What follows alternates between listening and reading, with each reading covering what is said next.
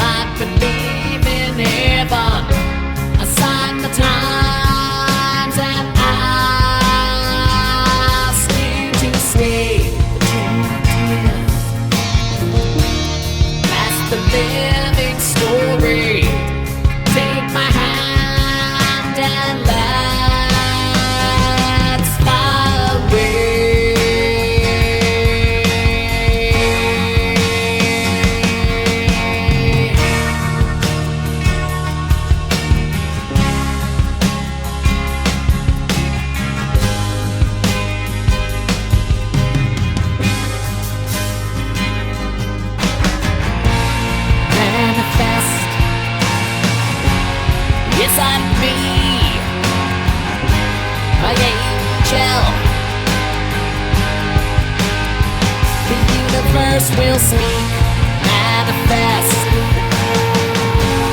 beside me, my angel, for all to see.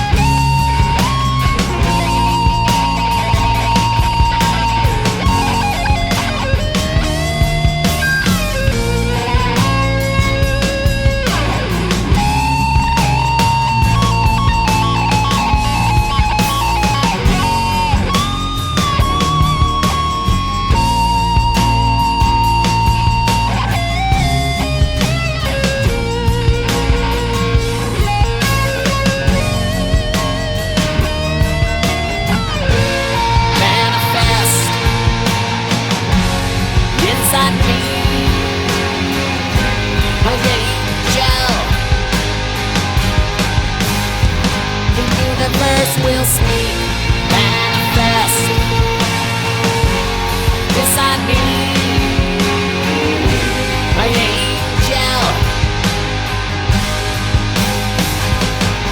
all to see manifest inside me. My angel, the universe will speak manifest.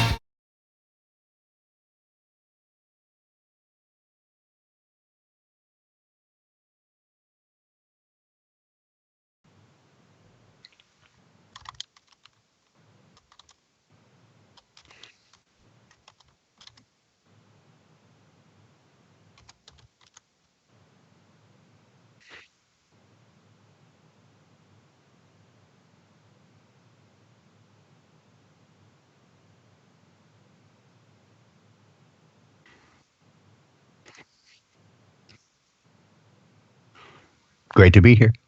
Amen.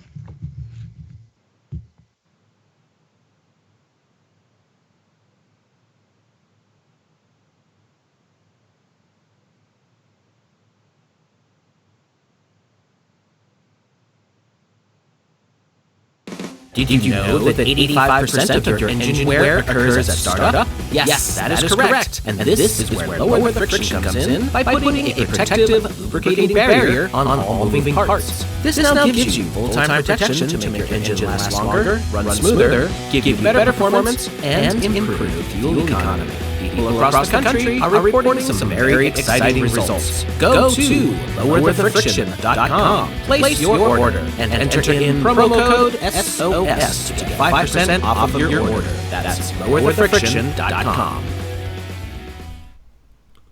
All right, apparently my mic decided to mute itself again, but I didn't know if you hear what you're saying. I know. Thank you. It's always delightful. All Very right, much. live radio, everybody, live radio. A text would have been better. All right, here we go. Let's see, is that Wayne telling me he's here? Not yet. Okay, so Wayne will be a few minutes behind. So, on this episode, we're going to talk about trauma-based mind control and how it relates to what's going on today. I think anybody with half a brain can see that things are being manipulated on a very large level. And, well, it's kind of a drag, really. Anybody got anything they want to add to that before I actually get into the facts of the matter?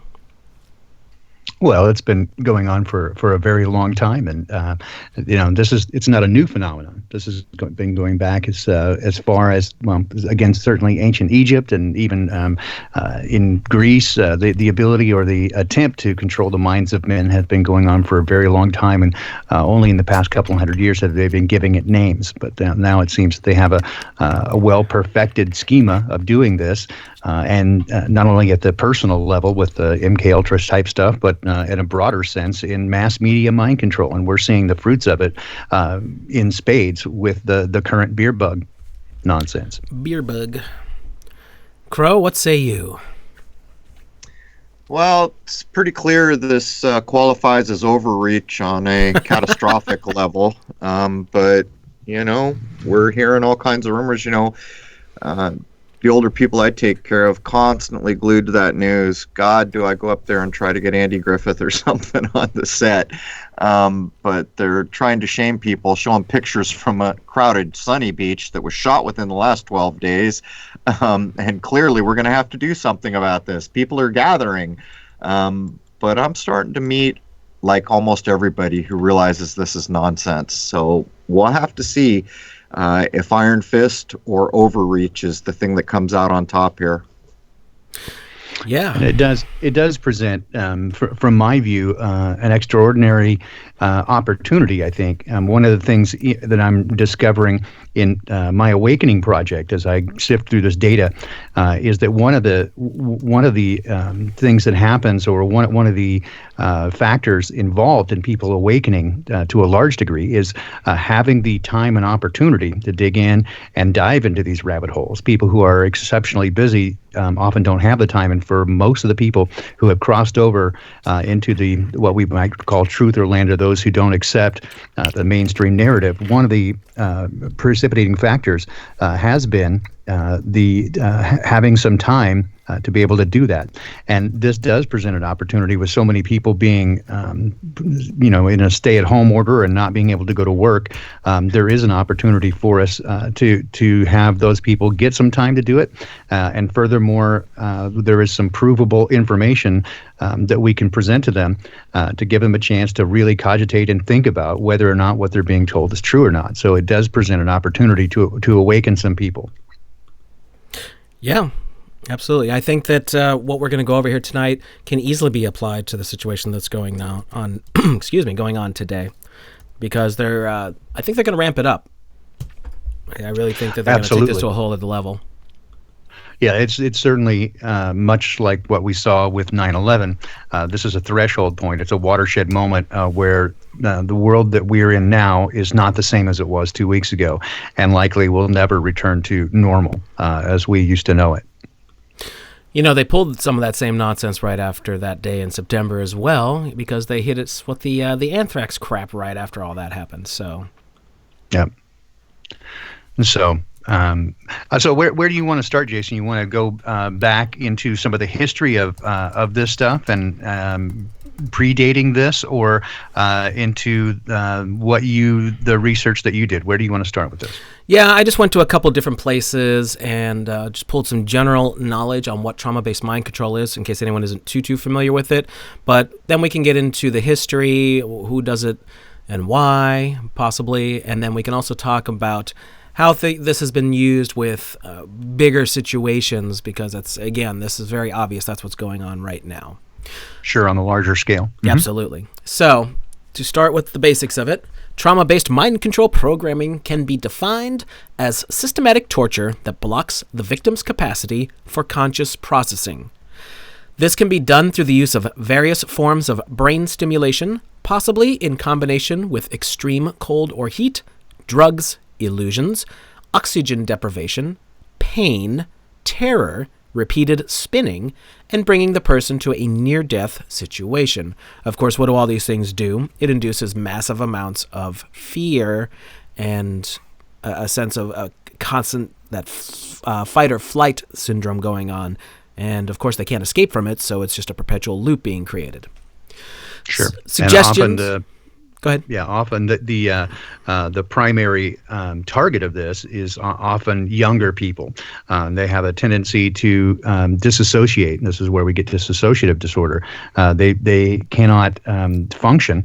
They can't. They don't have any coping mechanisms, and so they must mentally disassociate from the situation. And this creates a prime opportunity for them to fracture the personality. Right. Well, there's another aspect to this that I would point out that makes the situation we're in right now so much different, and that's because of the reach of the full spectrum programming. Is anyone clueless now about the quick onset of everybody delivers and Grubhub's here now, and we'll deliver for free if you just order 2 cents worth of crap? You can see how this was all geared, but to come back to the main point you guys are driving on the trauma-based mind control, that was one of the things we outlined in the Tavistock, how they ramp it up, ramp it down. But people should be aware that even things like the television show Ridiculousness, that's a form of trauma-based programming. Oh, and Fear Factor with right. Joe Rogan, right? There you go. If you showed those kinds of programs in the 50s, there would have been hell to pay. And yet now it's just normal, and people don't understand subconsciously what that kind of trauma is doing. And by the way, it's been shown clinically that if you watch enough guys get kicked in the balls, it's almost like you got kicked in the balls. Yeah, you transfer it. You can associate with that. Yep. Cool. All right, continuing on. Suggestions and or what is called classical and operant conditioning that are consistent with well-established behavioral modification principles are then used to implant thoughts, directives, and perceptions in the unconscious mind, often in newly formed, trauma-induced, dissociated identities. This can force the victim to do, feel, think, or perceive things for the purposes of the individual or groups doing the programming. The objective is for the victim to follow desired directives with little or preferably no conscious awareness, including the execution of acts that could be in clear violation of the victim's moral principles, spiritual convictions, and against their conscious will. Installation of mind control programming relies on the victim's capacity to dissociate, which permits the creation of new, walled-off personalities that can then be used to hold and hide programming. Toilet paper, anyone? Yeah, exactly. There's the test run measured already, right? Yeah, and as you mentioned, this goes all the way back to behaviorism, which was really defined and outlined by John Watson in the early 20th century, and we'll get to that when we go through some of the history and how this was defined and methodized, and the really kind of sinister experiments that he carried out really early on in the process. It was very what we would consider now very ethically disturbing. By the way, we got a couple of super chats already. Thank you so much for those. I'm trying to go back here and see them, but I only see the last one. But anyway, my apologies for not getting to those right away. Brian, thank you for the $5. I know Nicholas donated, and I think somebody else did as well. Thanks, guys. And Brian says, thank you guys for all the great research. You got it, man. We are going to keep doing what we do. Or as John Lennon would say, we're going to keep on keeping on. So already, I think that just with that little brief, you can understand what's going on in today's society and how these techniques are being used on a mass scale. Am I just getting a message from Harry McCroy here? Oh, that's Skype beeping me. Okay. Wayne's late to the party, man. Well, he said he would be, so. Yeah, well, no, my thing beeped. I told him let me know when he was ready to be added in. But that's all right. We can carry it. But anyway, like I just made the toilet paper joke. This whole thing... Man, where can we even start? Just applying this to the modern situation. I mean, in the course of less than a month, they've got everybody petrified of something that may or may not even exist and performing behaviors that they normally wouldn't do. Well, a big part of what you see going on now is playing off the materialism that was planted, Lord knows how many decades ago in the United States. It's self-centeredness. The toilet paper thing is a good example of this. I need to wipe my butt, and I don't care about my neighbor, so I'll go fill my truck with everything I can get. That's one form of it. Then they're using the oxymoron kind of Pavlovian statements like alone together, a phrase that couldn't mean less than nothing if you tried. These types of things are walling us off. Here in the state I'm in, governor stands up one day and says, oh, we're sending National Guard door to door to find those damn New Yorkers. You can always tell a New Yorker, you know. So then the state governor of New York stands up and says, excuse me, governor of Rhode Island, that's illegal, which it is. Next day, governor stands up and says, no, we talked to our legal people, that it's fine, we're doing this. And what it is it's a drastic attempt to prevent people from realizing that they're all the same, from gathering, from talking about nonsense, because that would be the first topic that would come up. And then it turns people self-centered for the people who buy into the nonsense. And we see a lot of that right now. Yeah, we do. I'm still seeing problems in stores and things like that. There's still big chunks of certain kinds of items, paper products being one of the big ones. But that's not necessary, man. I mean, it's just not. At least some of the places are being smart about it and saying only 1 or 2 items per customer. But anyway, I don't want to keep going on about that. DM Hutchins second says, I love you guys. Keep up the awesome work. Thank you for the super chat. Very cool of you.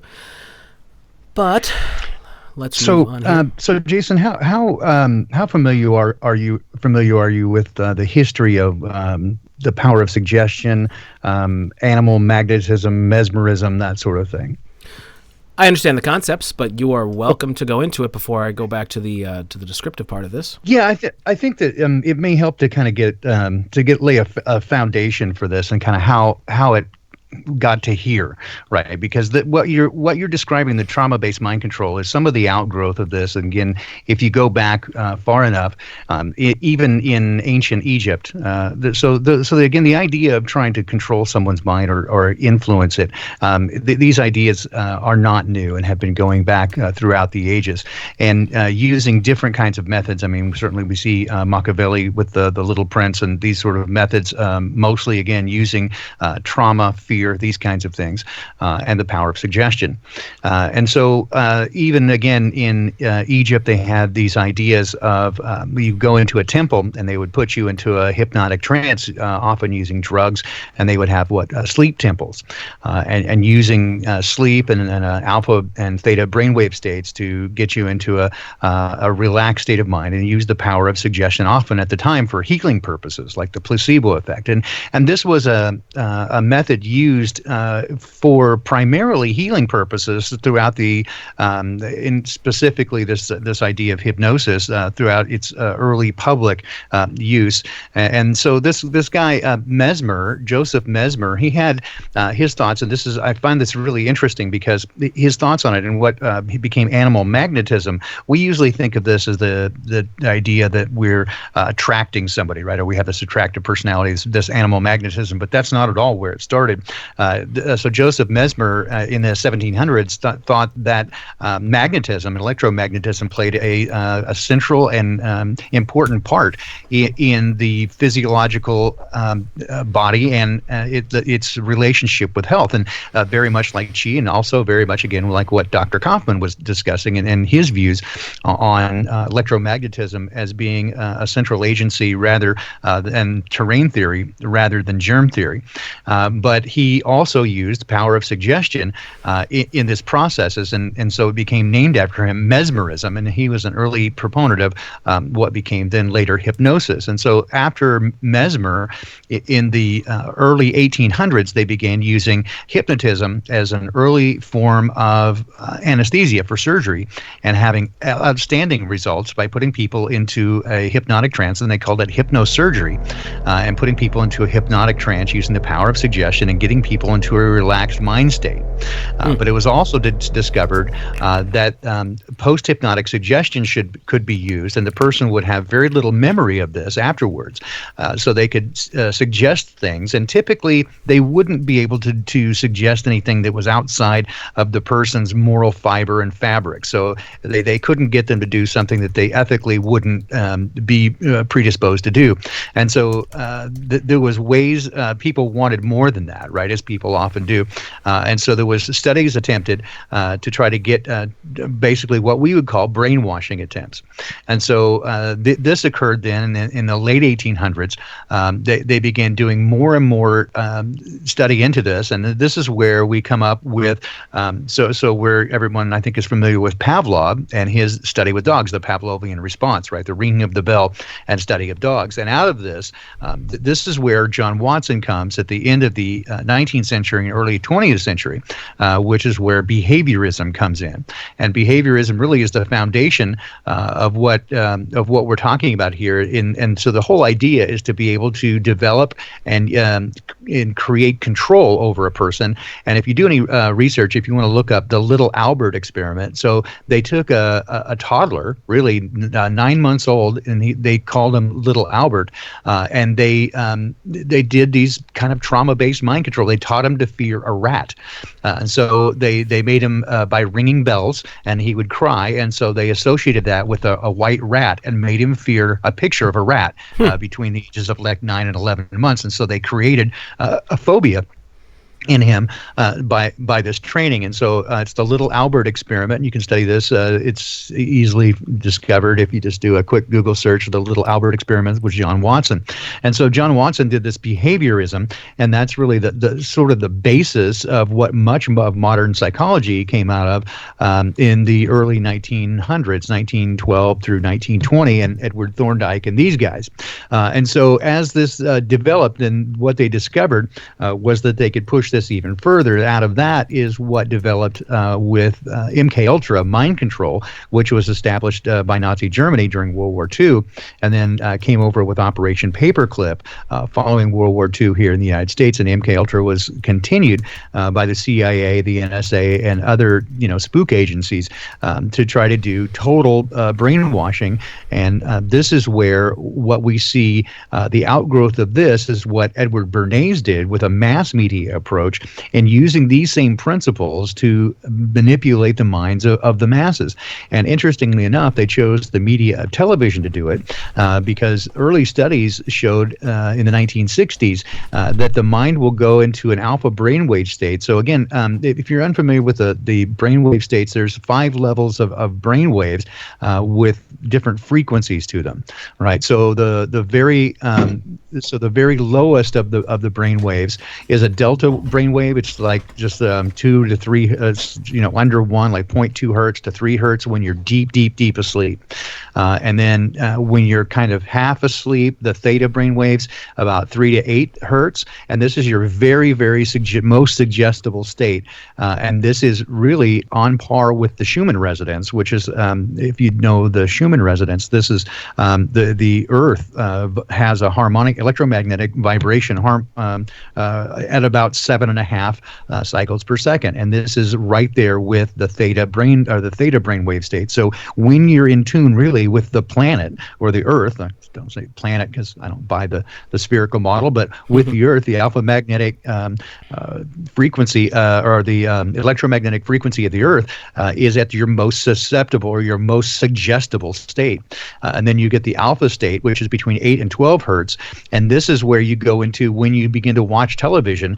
You're in a conscious state. You're not as deeply relaxed as you would be in a theta state, but you are extremely suggestible. And this happens immediately within 60 seconds of watching television. And this became an immediate tool for beginning to program people. And then, of course, you've got the beta wave, which is when you're awake and alert. And then the gamma waves are 20 to 30 cycles per second, all the way up to 100 cycles per second when you're in a very excited state. And often when you're getting an intellectual flash or learning, you can get into these higher states. But these most susceptible to the power of suggestion is in the theta and alpha states. And alpha begins, again, within 1 minute of watching television. So this is a very powerful tool for mass marketing and mass mind control, which has been done with television. And you'll notice when if you watch the news, which I don't recommend, but you'll notice that they get into a certain hypnotic pattern of speaking, and this puts you into a suggestible state. And it's this power of suggestion that really allows them to create a sense of emotional connection to whatever's being said. And now this goes back to this trauma-based, fear-based mind control. When they use the MK Ultra, that is taking one person and fracturing them into the state. And that, but it really goes back to this behaviorism. So take a look at John Watson and his work in that. But this is really the foundational roots of modern mind control. And there really isn't another word for it. It is mind control, to create and control the response that humans have to external influence. And this is exactly what's being used, what we call fear porn. This is exactly what's being used in the news to push you into doing things that you wouldn't normally do by using this form of mind control on people. Well, there's a lot there. Wayne, did you join us? I'm here, Jason. Awesome. You want to say hello to everybody and give an opening statement? Greetings, everybody. Sorry I'm a little late to the party tonight. Had a couple of things to take care of here. Anyway, we're talking about trauma-based mind control, and it's a big subject overall. And it's scary. It is scary. If anybody's interested in looking at some really interesting, fascinating, factual things about it, I could recommend a book by a gentleman named Jim Keith, who unfortunately passed away in 1999. But it's called Mass Control: Engineering Human Consciousness, and it's a very telling book. It says a lot in there. He had a lot of other great books, but this book in particular talks about how the people within the MK Ultra projects, the doctors within there, how they actually utilized a lot of these different techniques and were able to use trauma to induce different behaviors and different aspects of things with the trauma. So another great book is The War of the Minds is another one. So would everyone agree that what's going on right now is traumatic in some way, shape, or form to the general populace? Absolutely, without question. Yeah. I think textbook style. There's not another way to put it. It is textbook trauma-based mind control. I mean, again, it may not be using the same sort of sensory deprivation and that sort of thing that they would use in an MK Ultra style setting for one person to create like a Manchurian candidate. But overall, the techniques are identical. It is textbook trauma-based mind control. The queue up alone, all the things you can look back on over the last decade or more, like the drug abuse, the handing of pain pills over the counter like they were candy. You can see the queue up of all of this. But yeah, we're experiencing trauma right now. But can you imagine in 3 weeks when people are starting to wonder, how the hell am I going to make my house payment and things like that? And I think part of what we're seeing right now is they're trying to queue up some way to do martial law or something more. It's hard to know. But as Baldini gave an accurate history of all the things he was covering, I would insert, and I know Baldini knows about, I know Wayne knows about this too, actually, when hermetics came to light, things like Pymander and other books, and it's hard to know for sure when they got here. The French court, for one, was completely taken by it, and pretty soon the Vatican was living on the ideas of Hermeticism. Mm-hmm. But later on, when Mesmer came along, the same thing happened. All of a sudden, all the lords and ladies and royalty were all about it, and then it got swished off the stage really quickly. But what you notice about what came of these things is they're all based on abuse. Little Albert, that's abuse. What Pavlov did to the dogs, that's abuse.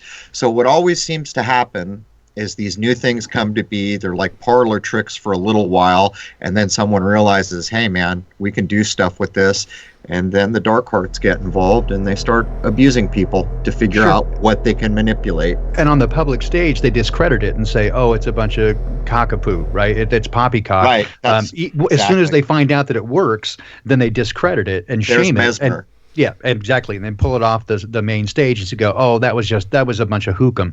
And then they pull it into their own dark arts. Exactly. That's that verbatim you just explained Mesmer. He was like the hit of everywhere for a very short period of time, and then it just kind of fizzled out, and it wasn't long before that's an old parlor trick. Well, it's really not. There's all kinds of things that go on there. And by the way, when Wayne and I and Jason do Ovid here pretty quick, we're going to blow minds. We can now put Bernays on the payroll of Tavistock. We can show that they basically started World War I, and the reason I'm bringing it up here is because all that terrible trench warfare, to whatever degree it actually did go on, that was another experiment, a trauma-based experiment to see the result of what would happen to people put in these positions. Exactly, and this is the first time that we hear the term shell shock coming out. Right. Is the first description of what we would now call PTSD. They called it shell shock, and it's exactly what they did. You're spot on, Crow. Well, it's the data they collected. It's insidious because on the tail of World War I, it is said that nobody understood why they went. They were openly everywhere saying, what the hell just happened? They were shell-shocked, but worse than that, they couldn't deduce any reason why they went. And so when World War II came along, of course, they put Bernays back on the payroll with Tavistock and other people, and they started queuing up. They couldn't do it. Nobody wanted into World War II. They did everything you can imagine to queue up with all the reach they had in their little trauma, mesmerization, full spectrum programming, all their little games. So what it finally took was getting the President of the United States to move the safe Pacific Fleet from San Diego to Pearl Harbor, and then they forced the Japanese into a position where they had to do what they did. And so you see what happens when people have finally had enough. And World War I, back then, they still had more semblance of brains because they weren't in front of their televisions all the time. But it actually took a mock attack to pull people into World War II.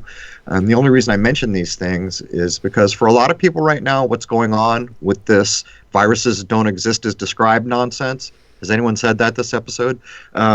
Is, at what point do people say that's it and they just quit listening? And by the way, I'm not suggesting people lose order. If you lose order, you're playing into the hands of what they want. Let me catch up on some super chats here. Nicholas Brown said, if it wasn't for Secrets of Saturn, Croachable 7, and all their constituents, I wouldn't be able to take working 60 hours a week. Thanks, guys. You are very welcome. I know we've been trying hard to get out as much content as we can lately for everybody. Raven Knight, thank you for the $10. She says, thanks for all your hard work. Love you guys. And did I get another one? Yes. Michaelian for $10 said, who said it? If you're willing to give up freedom for safety, you deserve neither. Unfortunately, most of the earth is hypnotized. I believe that's Ben Franklin. That's attributed to Ben Franklin, but it's, I think, even before him had been said in different ways. And I think Descartes said something similar to that. But no doubt. but you see the same script run as World War II. Then World War One with Vietnam War. Where you've got an unwinnable situation that nobody wanted to go. They create a false flag attack with the Gulf of Tonkin incident. They get it over there, and they won't let them win. Right, it's just it's a meat grinder. But what they did was also then flip the mass media. So you've got the soldiers over there who didn't want to go in an unwinnable situation, undergoing PTSD situations there, and then flip it over and use mass mind control on the American public over here to make it unpopular, and then show the war on television to create the breakdown of the family and the hippie society. It's just one step after the other. The whole thing runs like a script, and when you look at it in hindsight, it becomes much easier to see as a script. Except back then, people had a much more difficult time because they didn't have the information channels we do. And in the same way, they wouldn't declare war for actual reasons that have to do with a supposed constitution. It's no different today. As a matter of fact, I can use the example, the Department of Homeland Security is illegal. There was no authority. They're violating the 10th piece of the Constitution there to have done that.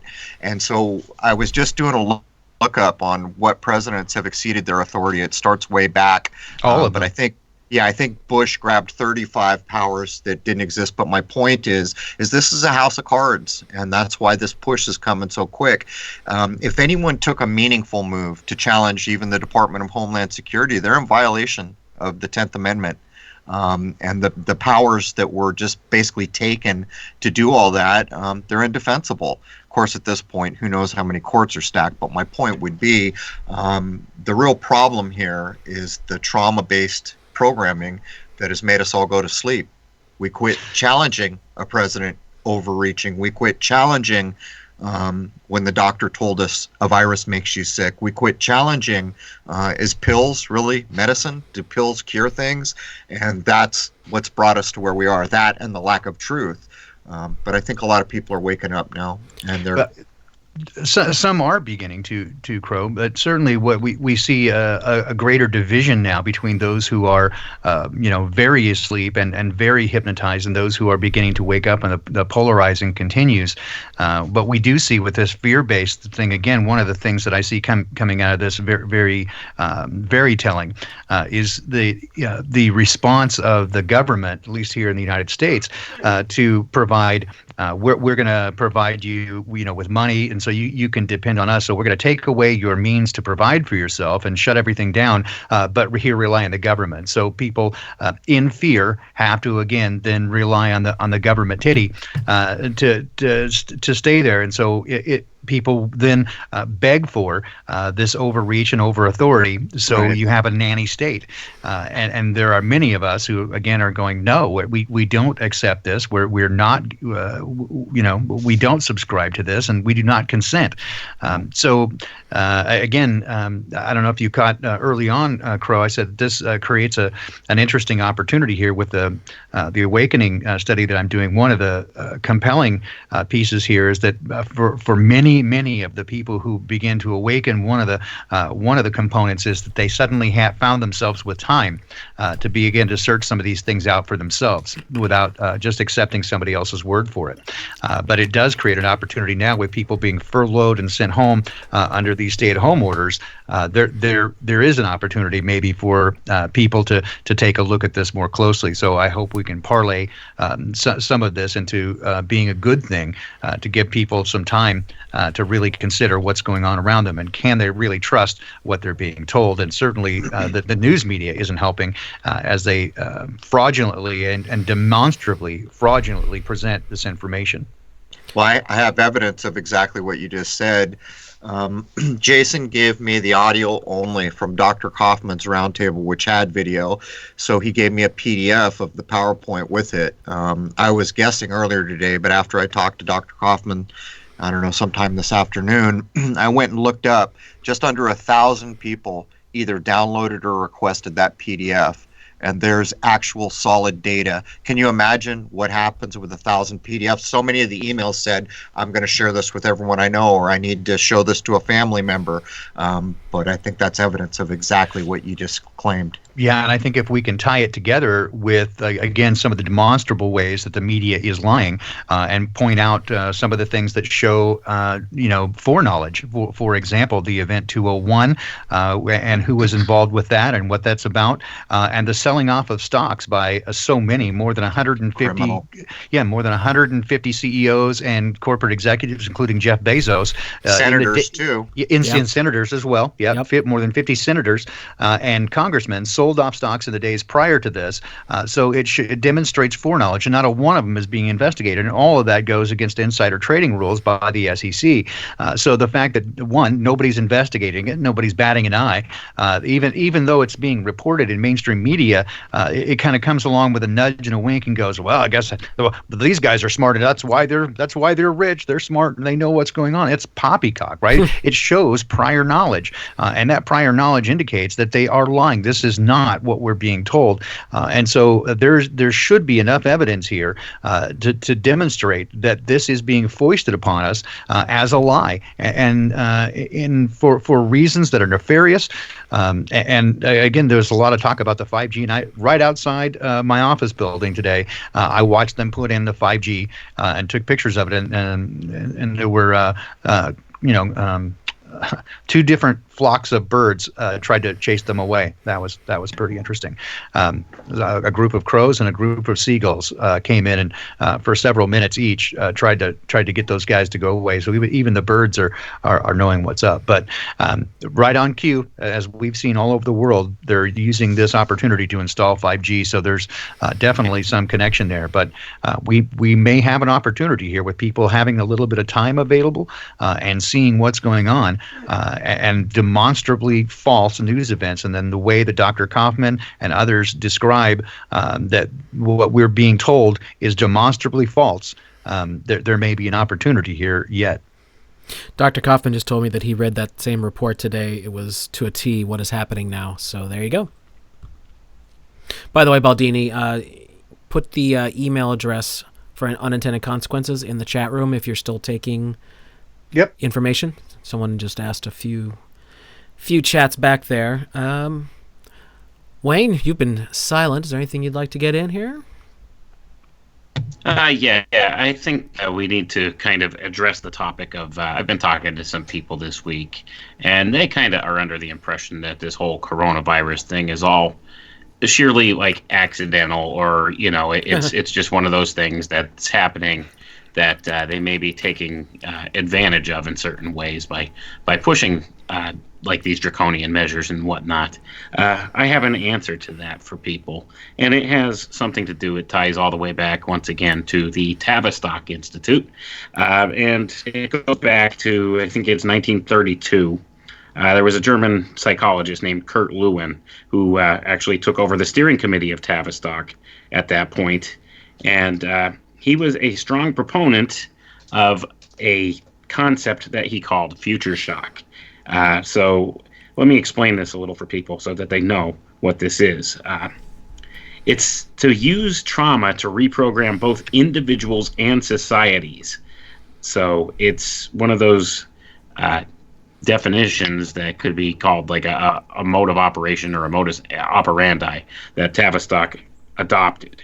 Largely from Lewin's work. So Lewin's work, he called the theory future shock. And actually, if anybody could still find the book, there's a gentleman named Alvin Toffler who actually wrote a book called Future Shock, which talks completely about this. The whole idea is that the current culture Toffler promotes it in the way that he looks at it as what's happening in society is happening by accident, but it's not. It's not. It's absolutely not. It's this guy Lewin's theory of future shock that they're using. This is what they're doing.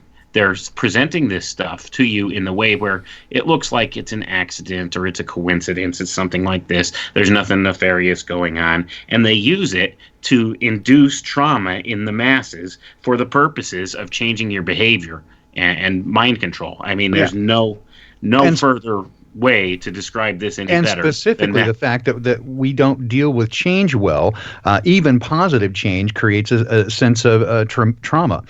So even good positive change, like a marriage or a promotion, creates a stress in an individual and causes some trauma to which requires adjustment. And this is one of the things that's been shown since at least early in the 20th century, is that by script, they have created a situation where change becomes the norm. The only constant is change, and now change happens so frequently, the human mind can never catch up, and so it does create this sense of future shock, that there is so much change that it does, in and of itself, the change creates trauma, and we're in that situation now. We're seeing the fruit and the fruition of that on a daily basis. That there is no there's no place of grounding. There is no anchoring point for the mind to be solid, and so it has created in and of itself a kind of trauma for people to overcome that they can, and so they then look for an authority to tell them things are going to be all right,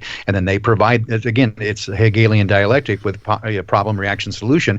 Here's the problem, and you have a reaction, which is trauma. Here's our solution. We're going to take care of you.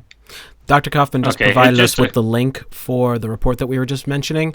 He said go to page 18. I put it in both DLive and the YouTube chats, so just check it out and see what it says for yourself. I've been scanning through it real quick while we've been having this conversation, and it's, Sorry, Wayne, go ahead. That man's getting to be a thing. Go, Wayne. I was just going to say, just to kind of drive the point home with this, I'm going to read a little quote out of a 1957 book called Battle for the Mind, A Physiology of Conversion and Brainwashing. And this is by a gentleman named Dr. William Sargent of the Tavistock Institute. Quote, various beliefs can be implanted in many people after brain function has been sufficiently disturbed by accidentally or deliberately induced fear, anger, or excitement. Of the results caused by such disturbances, the most common one is temporarily impaired judgment and heightened suggestibility. Its various group manifestations are sometimes classed under the heading of herd instinct and appear most spectacularly in wartime, during severe epidemics, and in all similar periods of common danger, which increase anxiety and so individual and mass suggestibility, end quote. Yep, and suggestibility is what I've been finding, again, from the outset with this Awakening Project, is that's how we got here in the first place. They use people's positive intentions to trust, and they turn it against them, and we just trusted the wrong people, and they use the power of suggestion to literally hypnotize us. Right, and the reason I bring this up is I'm just tired of people like using the blanket term conspiracy theorist. That's all conspiracy theory, blah blah blah. It's well documented. There hey, it is, that guys. alone, Go look it up. that term is mind control programming. It is. Fact. It was a weaponized term. Yep. Fact. Successful as hell too. Yeah, Very if I successful. remember correctly, that started over the JFK thing, right? It did, yes. The CIA created that to create, opprobrium for anyone who didn't go with the Warren Commission report and the official narrative, and it has been used over and over again ever since. And it just dismisses, hand-wave dismissal of anybody. Oh, that's a conspiracy theory, I'm not a coincidence theorist. Right, that's what I say. You can't convince me these things are coincidence, like the selling off of stock. That many people sold off that much stock in the days prior to any of this happening shows prior knowledge.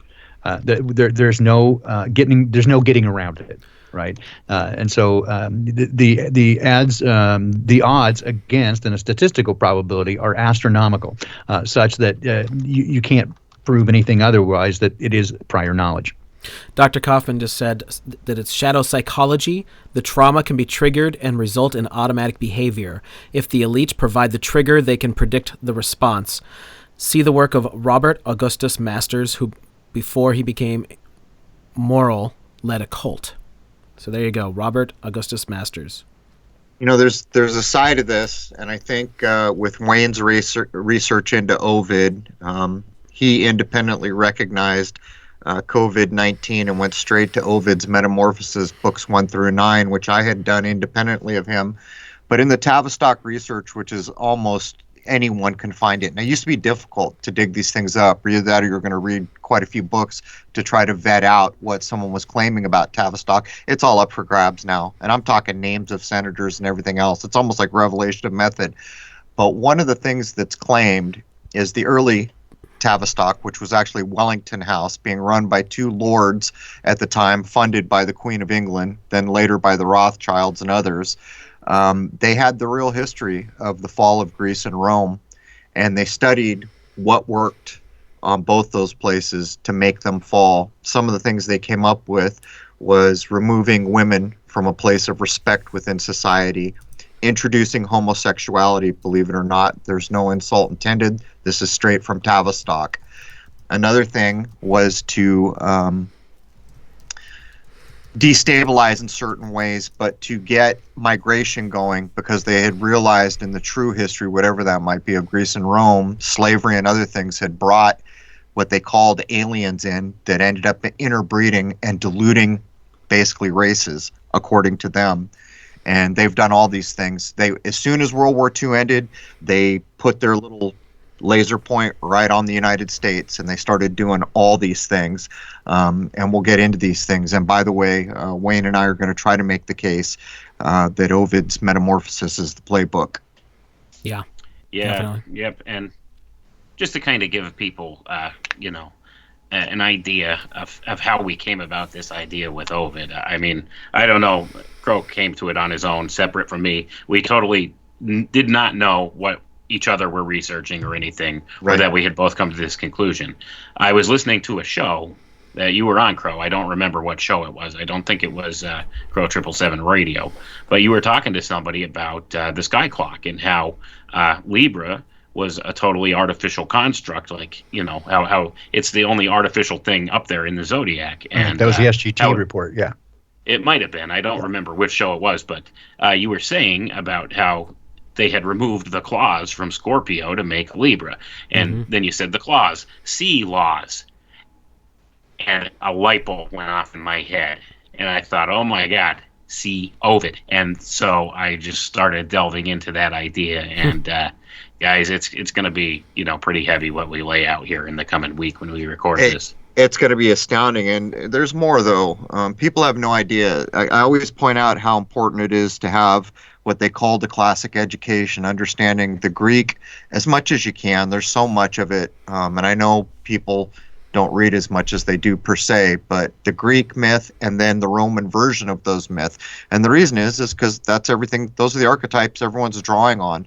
Even the Tavistock Institute is using a supposed history we know little or nothing about to engineer falls of countries based on what they saw happen in Rome, and they boiled it down to the basics. But when you get up to things like the Ennead, which is supposed to be 64,000 unique words, the highest pinnacle of scholarship and writing in the Western world, all that is a glorified, later than we think, writing trying to tie Rome to the heroic Greeks.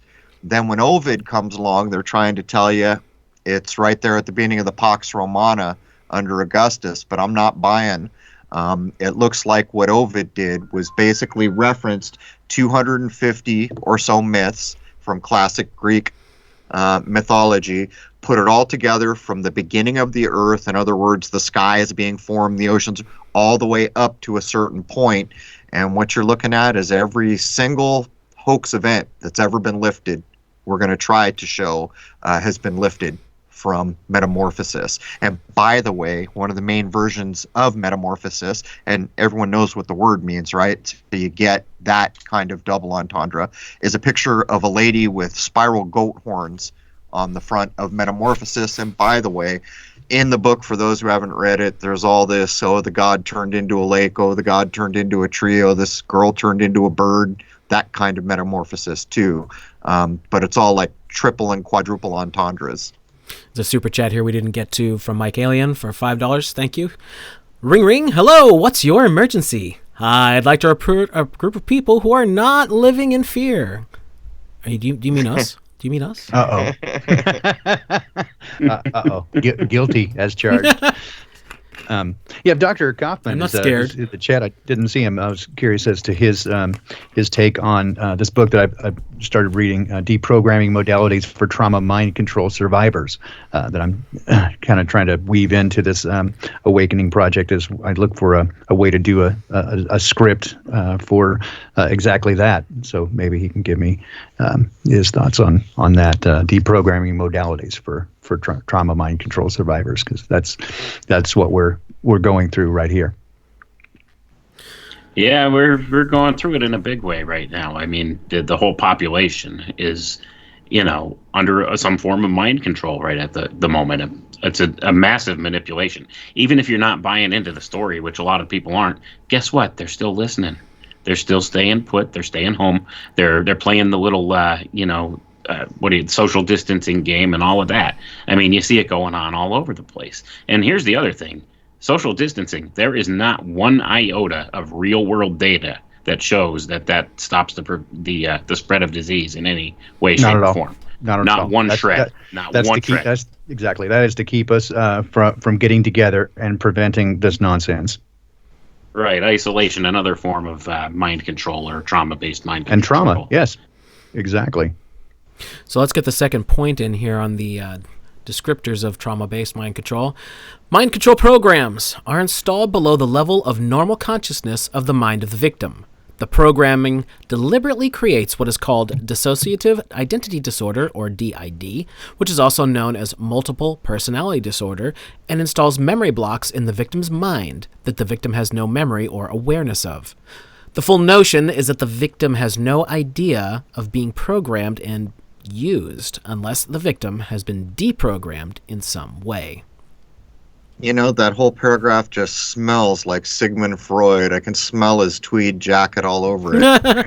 It's just a cigar, Crow. It's just a cigar. He needs to wash that thing, man. He's got German toe jam going on or something. Sometimes a cigar is just a cigar. Yeah, not his. he was burning Little Albert with it. We know what he was doing with that cigar. Poor little Albert. Puppies, man. Yeah, I meant to mention before with Watson. See, they started before they got a hold of little Albert. They were using rats and guinea pigs, and that's where the whole phrase came from about being a guinea pig, as they were using guinea pigs for behavioralism. So that's where that term came from, to be a guinea pig. It makes you wonder now. Like, I remember I was probably 19, and I came across that old book, The 7% Solution, which is supposedly Sherlock Holmes is whacked out and addicted to cocaine. And so there's a big caper to get him over to Sigmund Freud, because he's the only dude who can cure anyone of anything. The Freud dude? Yeah, it's unreal when you go back through literature to see just how much of a stacked deck it is that we call. I mean, like H.G. Wells, how much have we covered him, Jason? It's to the point where times. I don't even consider him an author at this point. That was just a sideline. He's an influencer, is what he is. Yeah, he's like a Jedi ninja spy that wrote some books, and who knows who actually wrote those books when you start looking at the truth of it. And by the way, isn't it ironic that H.G. Wells is covered by Orson Welles, and then that whole thing was used as an experiment, the first big, large field experiment to see what panicking people would do. It's documented now, and it was Tavistock driven, because H.G. Wells provided the story. Orson Welles, I'm not sure why they have the same last name. There's not enough time in my life to care that much about that, I guess. But the point I would make is it's pretty clear now that on, I think, October 30, I'm guessing, if that's the right day, they do the whole Martian invasion on the radio. They freak the living bejesus out of most of the country, and what they were doing was collecting data on the whole thing.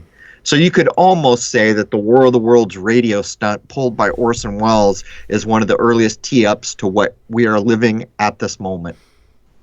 Della All Johnson, I can we say about that is, we just got another go ahead, Jason. super chat for Sorry. $9.99 from Dalla Johnson. She says, trauma-based mind control. I try to walk above all the crap, but must admit sometimes I stumble. Thank you for all your efforts to share eye-opening truths. Helps me see, understand, and persevere. Thank you. Appreciate it. Sorry, Wayne, go ahead. I was just going to say, all I have to say about the whole H.G. Wells, Orson Welles thing is, well. So, There it is, man. That's 3 deep. holes in the ground. Yeah, that's deep. Hey, truth went down the well. Truth So went down the there well. It started with them. That's for sure. And a lie that came should out. be our new joke, man. Let's talk about the 3 holes in the ground. Wells.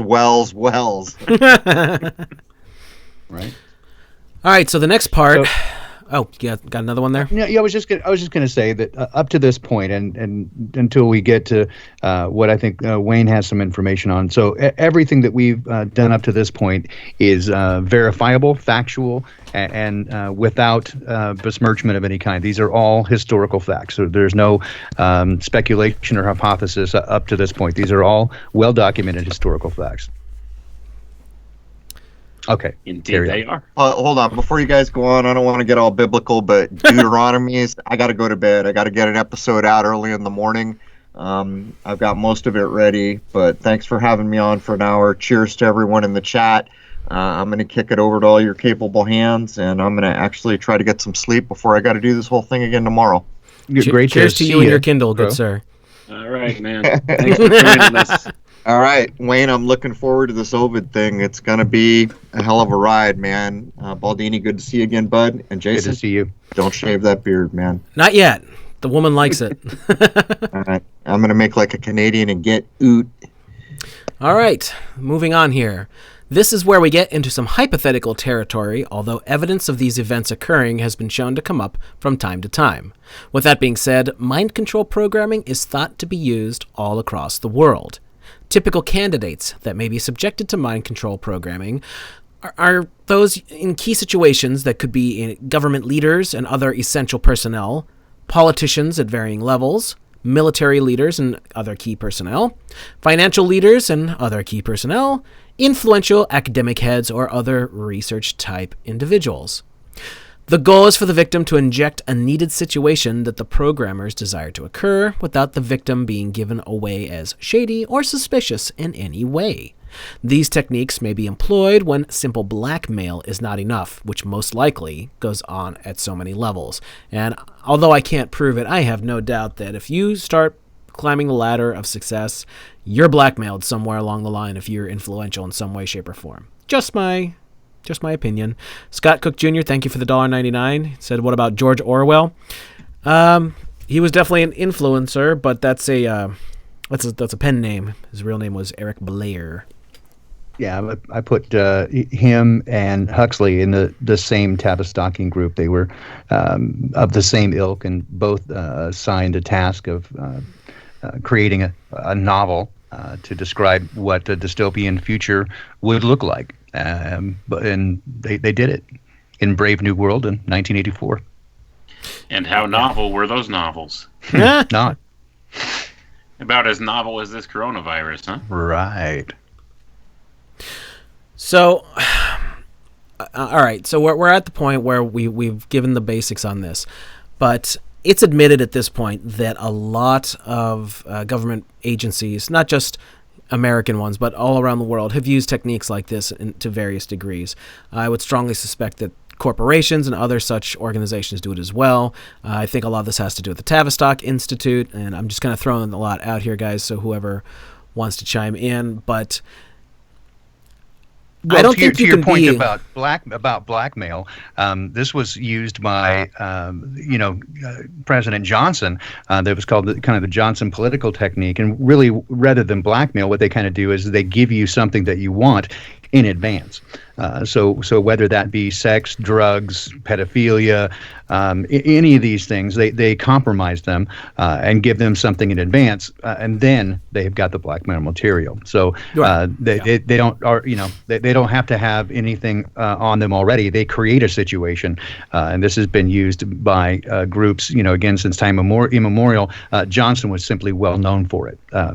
His political tactic was to offer a favor to somebody in advance before he asked something from them, and then he would use that as they were beholden to him. But that has been used by the mafia, secret societies of all kinds. It creates a brotherhood, right? And this is one of the things too that we see with the Skull and Bone Society and other things is this sort of trauma bonding is another thing that happens. It's another psychological manifestation is trauma bonding, that they get groups together and whack their penises on a table or some crazy thing, right? This is the sort of thing that's done to create a brotherhood and to create a sense of loyalty.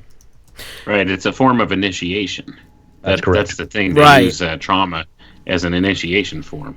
Should we go through what the general notion of what happens when you join Skull and Bones is, how that little procedure goes down? It's a bit heavier than joining the Freemasons, that's for sure. Yeah, it certainly is. I mean, it's a great example, but I mean, it's used by similar things are used by many of them. So sure, if you have the full list. Well, I know what I've read multiple times on different people who've kind of let the cat out of the bag. With Freemasonry, it's just initiation and memory work until you get up to the higher levels. Then it's more like little plays they put on. But as far as something like Skull and Bones, which is very focused on death. The idea is that you are placed in a coffin, and the lid is then put on, and you're naked in a coffin. Naked in a coffin. That's correct. Yes, I forgot that part. Yeah, with a string tied around your genitals. That's because you have to do something while you're in there, not to be masturbate. Lewd. Yeah, and they probably sit on the coffin lid is generally what we've heard, and you have to tell of your first. Yep. Your experiences, but also your fantasies, because I think this is one way they get dirt on you. Yes. So yes, it's your first sexual experience, any deviant sexual experiences, your fantasies, and the fantasies I think is the important part there, because that's something they can use later. I mean, so what if you know who I slept with, but if you know what I want, and if it's something weird, they know they can use that against you then. Fantasies are weird, sure. Well, I'm saying a lot of people have some really messed up stuff that they're into, to put it mildly, and it seems like it's a bigger deal with people who come from money and all that because they're bored a lot of the time. Well, I think they, from my understanding, they provoke it as well. They'll even, if it's too mild, they'll say no, more, and of course the people want to get into Skull and Bones. They want this privilege of the society, so they'll make something up, right? Just to please the people to get in, because they'll say that's not enough, more and more, and then of course they've now they've exposed this, so whatever they reveal is then again used against them. So you're whacking it in the coffin, and that's, of course, kind of demoralizing to you. You're around these other people who you're looking up to. You're spilling your guts about all of your sexual everything, and then when you emerge, you get a new name. Sodomized. No, you get sodomized. Oh, well. That's my understanding, is that we're having a buggering. Yes. Come on down. Sodomy and oral sex is part of that, and then that goes all the way back to the Jesuits and the Knights Templars. Those accusations were leveled against them over time. So it does seem that that's part of it. And insofar as my research goes, it goes hand in hand with almost every form of sex magic, and Luciferian occultism is based around this kind of. Some sort of deviant sexuality, often having to do with necrophilia and trauma. Again, rape fantasies, that sort of stuff. There's always these components involved in it. So again, not to derail this and take it off into a weird category, but these things seem consistent throughout all of these societies, and that's one of the trails that I found, that the threads that kind of connect all of them, even though that they have claimed at times to be enemies of one another. For example, the Jesuits and the Masons claimed for over 150 years to be mortal enemies of one another, and yet they had almost identical initiation rituals at the highest levels, and some of the same rituals. So it would be difficult to say that they were separated by that much and mortal enemies when they had some of the very same practices and philosophies. The new Not name, only by the way, that, would they be have some of unique to the same individual. members, too. Exactly. It's some of the same members, as Wayne says, and then you put them together, and then you get crossover. So people like Aleister Crowley, who was in OTO and with the founding members of Golden Dawn and that sort of thing, then it gets they give him an honorary 33-degree membership in Masonic Rite, so the Scottish Rite. So these sort of things should tell you what's happening here is that they are all connected, and that's what my research has led to, is understanding that the philosophy and practices of these groups are all very similar, and goes back over time, again, all the way back to Egypt and Babylon, as far back as I can go into history, regardless of what order you put history in. And I don't accept the current timeline, but all of the elements remain very, very similar. Sacrifice, human sacrifice, child sacrifice, torture, blood, fire, ritual, it all kind of goes together.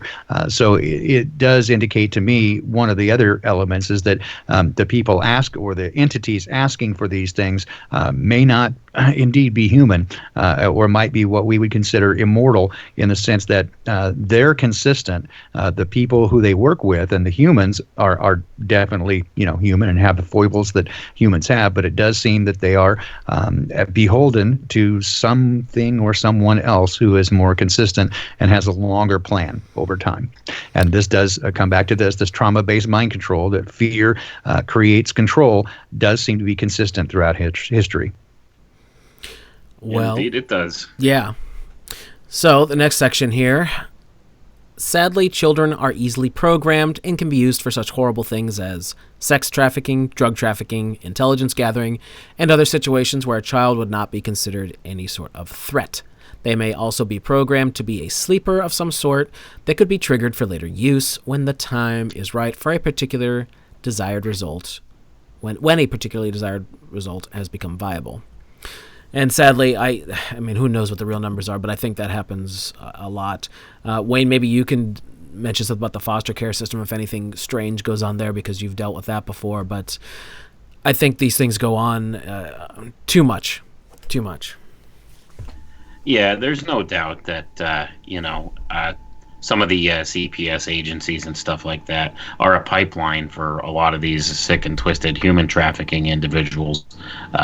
They utilize all different areas to do this stuff, and it's a really prevalent thing, and it's really a sad thing to think about. But I mean, it definitely goes on, and it goes on in massive numbers. I think it's something like 500,000 or something like that. A is the year, number. just in the Children United per States. year go missing in the U.S. It's staggering, and we've shut down the country for 1,000 deaths that may or may not be attributed to a common cold, and 500,000 children go missing every year, and the press is silent. Again, this should tell you something about who is running things. If you just look at it with a rational, reasonable mind, these should tell you things about who's running the show. Well, it shows the top-down control mechanism at work there. Sure. Yeah, and I mean, we're going to shut down the country over 1,000 maybe deaths that could be attributable to anything, right? I mean, at this time, we would already have 3,000 to 5,000 deaths from the flu.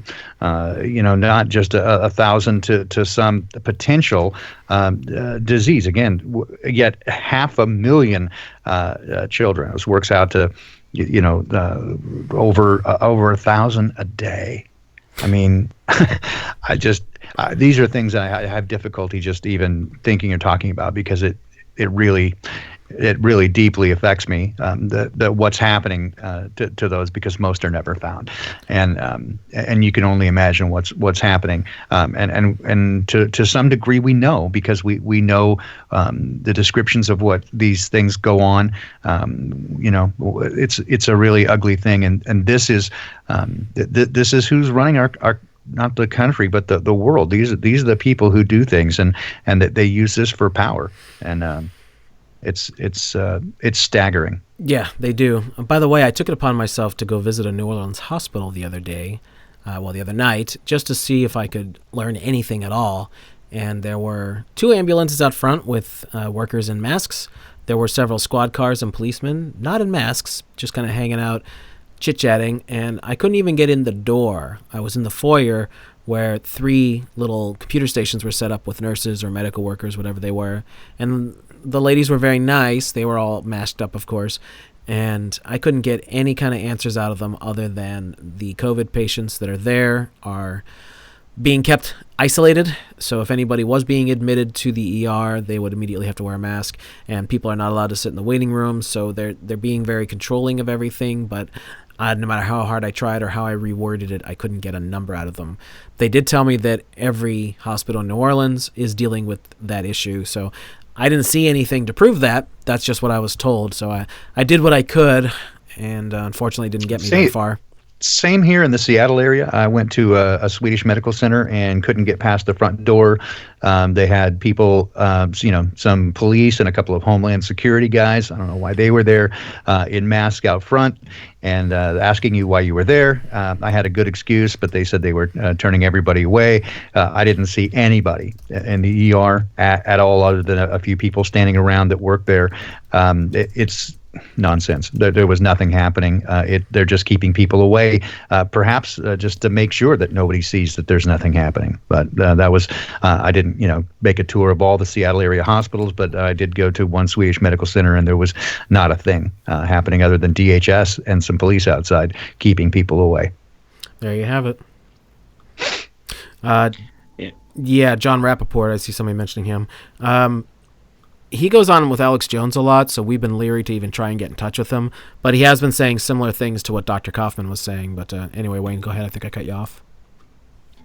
No, that's okay. I was just going to say that our good friend Billy Ray Valentine, I was talking to him earlier today, and he actually took some video down there in the Bronx. He walked down to Jacoby Hospital down there in the Bronx, and was able to, from a distance, get some video outside, and there were no patients out there. They had their little quarantine tent set up out front with just a couple of hospital workers standing out there in their scrubs with their masks on. Just looked like they were standing around chatting. And, just no crowds, nobody waiting to get in there, nobody being tested or anything like that. Yeah, I didn't see any crowds. It looked eerily quiet and unpopulated for New York City. So, just to kind of put it out there, I think this is something people are experiencing across the country. There's no way to really confirm, are there really coronavirus cases in that hospital? They won't tell you any information, any real information. They just tell you, we're keeping them isolated. And I did get the do you watch the news line, and I was like, yeah, but the numbers are all over the place. So I was trying to get some real information, but they wouldn't have it. Well, that's a kind of a telling thing. So they're telling you that you should go watch the news so you can get your information there, right? So don't you come on, lady? I am the news. Yeah, they'll tell you. They'll tell you, what's going on. Again, this is. I wish that I had had time before the show to categorize and catalog all the things that I know that can be proven to show that the media is lying in some cases or overblowing this, because it is piling up pretty quickly, that we can prove that many of the mainstream media reports are absolutely fabricated, fraudulent, or at least badly misrepresenting what's going on. This is clearly an attempt to manipulate you, and the more people we can get to understand this, and again, showing these cases of absolute foreknowledge of this indicates, prior knowledge indicates indicates malice aforethought, and there is something bad. I mean, we've all been speculating kind of on what comes out of this, and I don't want to get into too much of. Again, I don't want to contribute to the nature of fear porn or anything like that, or scare anybody, but I can certainly see some bad things coming out of this. It's not good, any of it. It remains to be seen whether they're going to go all the way at this point. I mean, or pull back a little bit. Probably they'll pull back a little bit, and this is the quote, the new normal. But they are in a position that they could literally switch the flip at any time and rush people into only the mega cities at this point. So it is certainly a sign of the times. They are pushing the agenda forward with great rapidity and removing all pretext of this being, at least in my opinion, of this being organic and natural. I mean, the people who believe it, the woolies, they do believe it, and they're not going to change. But a number of people, again, this is an opportunity to wake some people up. They may have a little time on their hands, and some things are so overt and so obvious that there is something wrong here and something out of the ordinary that people should be paying attention. We should take some time to project here hypotheticals. We're talking about trauma-based mind control, and I think already the amount of fear that they've generated with this crap is absolutely working on the minds of the masses. But let's take this out for a few weeks, because already they're saying that this is going to go on probably till at least April 30th, and of course maybe longer. And I don't know how people are going to react to that. I mean, there's the practical side of things as far as people not being able to go to their jobs and pay their bills. I mean, not everybody has months of savings to cover all their expenses put aside. I spoke to an old friend today that I used to work with, and he's got 2 months, and he's concerned what's going to go on. So who wants to take that? I mean, let's go somewhere with that. Right now, we're at the point where you can still go to places. In my area, grocery stores are closing much earlier, usually around 8 to 9 o'clock at the most, even if they were a place that stayed open later, or a Walmart Supercenter that stayed open 24 hours. Not anymore. That's all gone. So that's just adding to the panic, and I don't even see why you would need to do that. You'd think you'd want to be open so that people can have a better time to go out and spread out their social distancing. But no, we're going to make you all go in truncated times. But anyway, go ahead. They're doing it the other way. Yeah. Just doesn't make sense to me, but what do you guys think? Wayne, you want to have the first crack at this? Well, I think it's all kind of playing both sides of the fence with this, because they know inherently when they're saying, okay, everybody, stay at home, this and that and the other thing, we're going to shut down all the unnecessary businesses and this and that. It's going to create a backlash, okay? Because a lot of people would argue that their business, whatever it is they do, is a necessity. It's a life-sustaining necessity. So with that, you get some pushback from the people, and this creates the whole Hegelian mindset there, where it's the us versus them mentality, that they're keeping the two sides at odds with each other. So then they corral these people into the two different types of groups. Oh, well, you only care about the economy at the expense of people's health and blah blah blah blah blah. And then you have the other side, which is like hey, you know what, this thing's completely overblown. We've never shut down the entire world for something like this ever before. Right. Why are we doing it now when the numbers don't justify that? And then you have these people at odds, because then you have these people on TV, just going on about the whole, how the ER is overloaded and we don't have enough equipment for this and that, and so you get that whole fear mentality in there, and it's completely appealing to emotion. And then the other problem is the other side is appealing to emotion too, because then people are getting upset. Well, you're taking away my livelihood, you're taking away my civil liberties, blah blah blah blah blah. So this is what it does. It creates this division in people, and it's a control mechanism. It's Hegelian dialectic, and they're using it even for this. These people are total masters of human psychology. They know what they're doing, and they're steering this whole thing. And I think it's going to get to the point where if they shut things down for too long, it's going to explode. I mean, there's going to be rioting in the streets and looting and everything else. And that would give them their excuse to roll in the UN peacekeepers and stuff like that to try and get order back. And largely I see most of the people that I know in the area are just clamoring to try to, get the government to shut everything down. And it boggles my mind. They're want them to completely blanket shut everything down. Everybody stay home. Comply. That's how brainwashed they have people over this.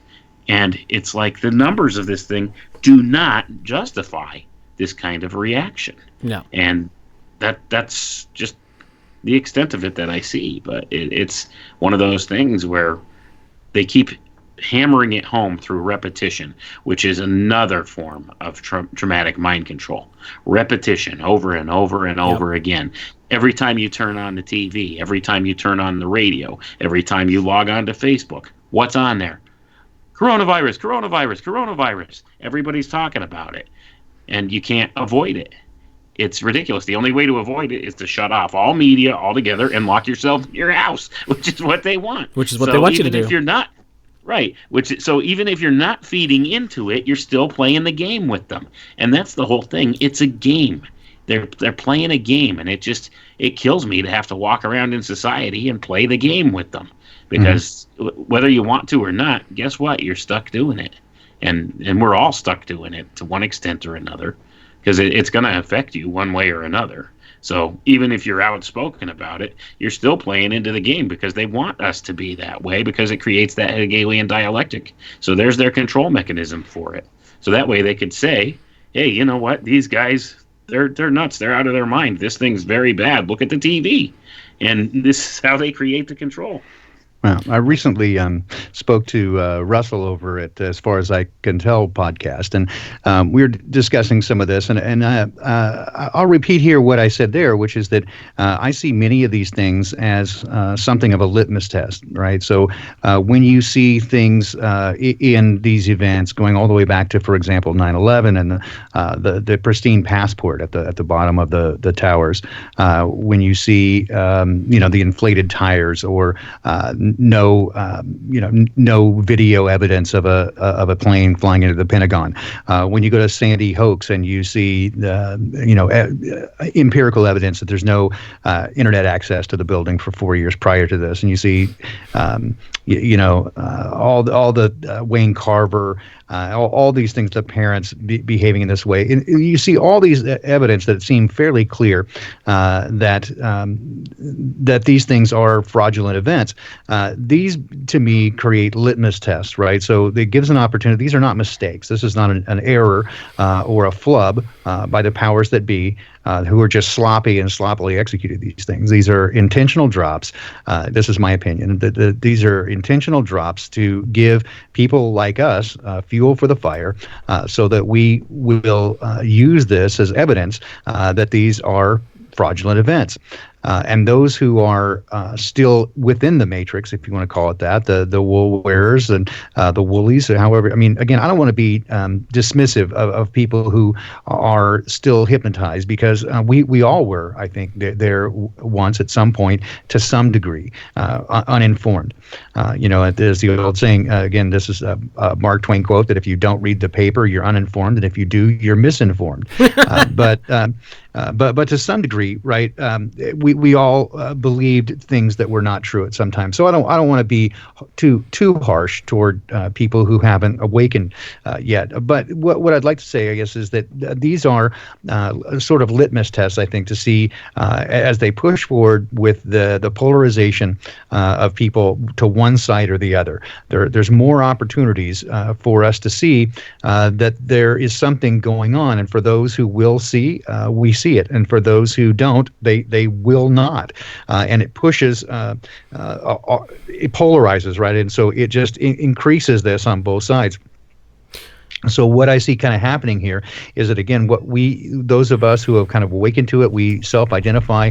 They don't have to do much, research. They're tapping our information all the time, and everything that we do, they know who we associate with. You can see evidence of this. For example, if you spend any time on social media, Facebook, that sort of stuff, it becomes the sort of echo chamber. So almost all of my almost all the people I interact with on social media now are, what my wife calls the tinfoil hat club, right? Yeah.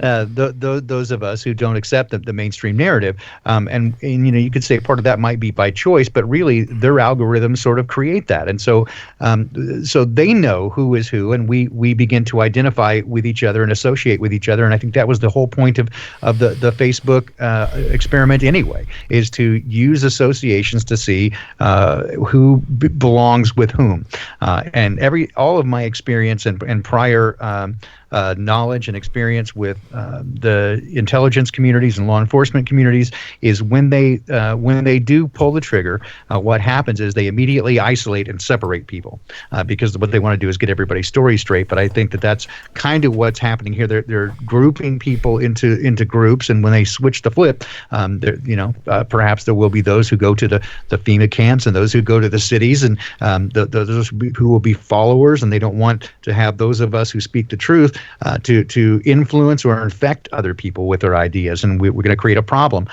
I think that is probably part of what's going on here. And again, I don't want to feed into make anybody afraid, because from my perspective, they're ultimately going to get kind of what they want. It is an irresistible or immovable, irresistible force, meaning an immovable object.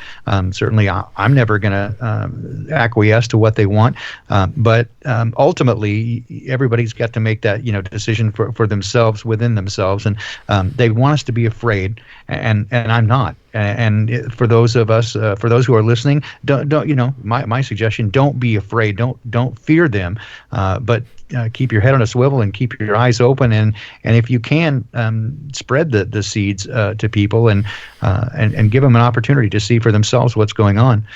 But that's what I see, is that they are moving forward. They probably will pull back a little bit, but the Overton window has been pushed open so far with the loss of freedoms, and everything will be accepted. I mean, kids these days under 20, they've never lived a day in their life where constant surveillance hasn't been a thing. I hope everyone enjoys the scary cameo from Pluto. Yeah. So anyway, I don't want to push any ideas of fear, but I would say that what I see coming out of this is that they're certainly one step, if not 10 steps closer to getting what they want. But these are all the things that we see. For example, the news where they showed the hospital supposed to have been New York, and it comes out that no, that was actually from Italy. And they keep doing these things and go, oh, it was a journalistic mistake, and clearly it's not, right? So all these things, and when they announce in the news, right, they don't make me go out and find it. They announce in the news these corporate guys selling off their stock and tell us how smart they are because they did this in advance. And they just they understand the marketplace well enough. It's poppycock, and it gives us confirmation of what we know, but for those who won't see it, they refuse to see it, and it continues as this cybernetic feedback loop continues to push each of us closer to where we're going to go. Those of us who don't accept, we really don't accept, and we look at this and go, how could people not see it, right? And we become more frustrated. And those on the other side of the line go, you conspiracy theorists, you think everything is a conspiracy, and now the whole world is in danger, and you're risking people's lives because you don't believe this stuff, right? And they're frustrated with us.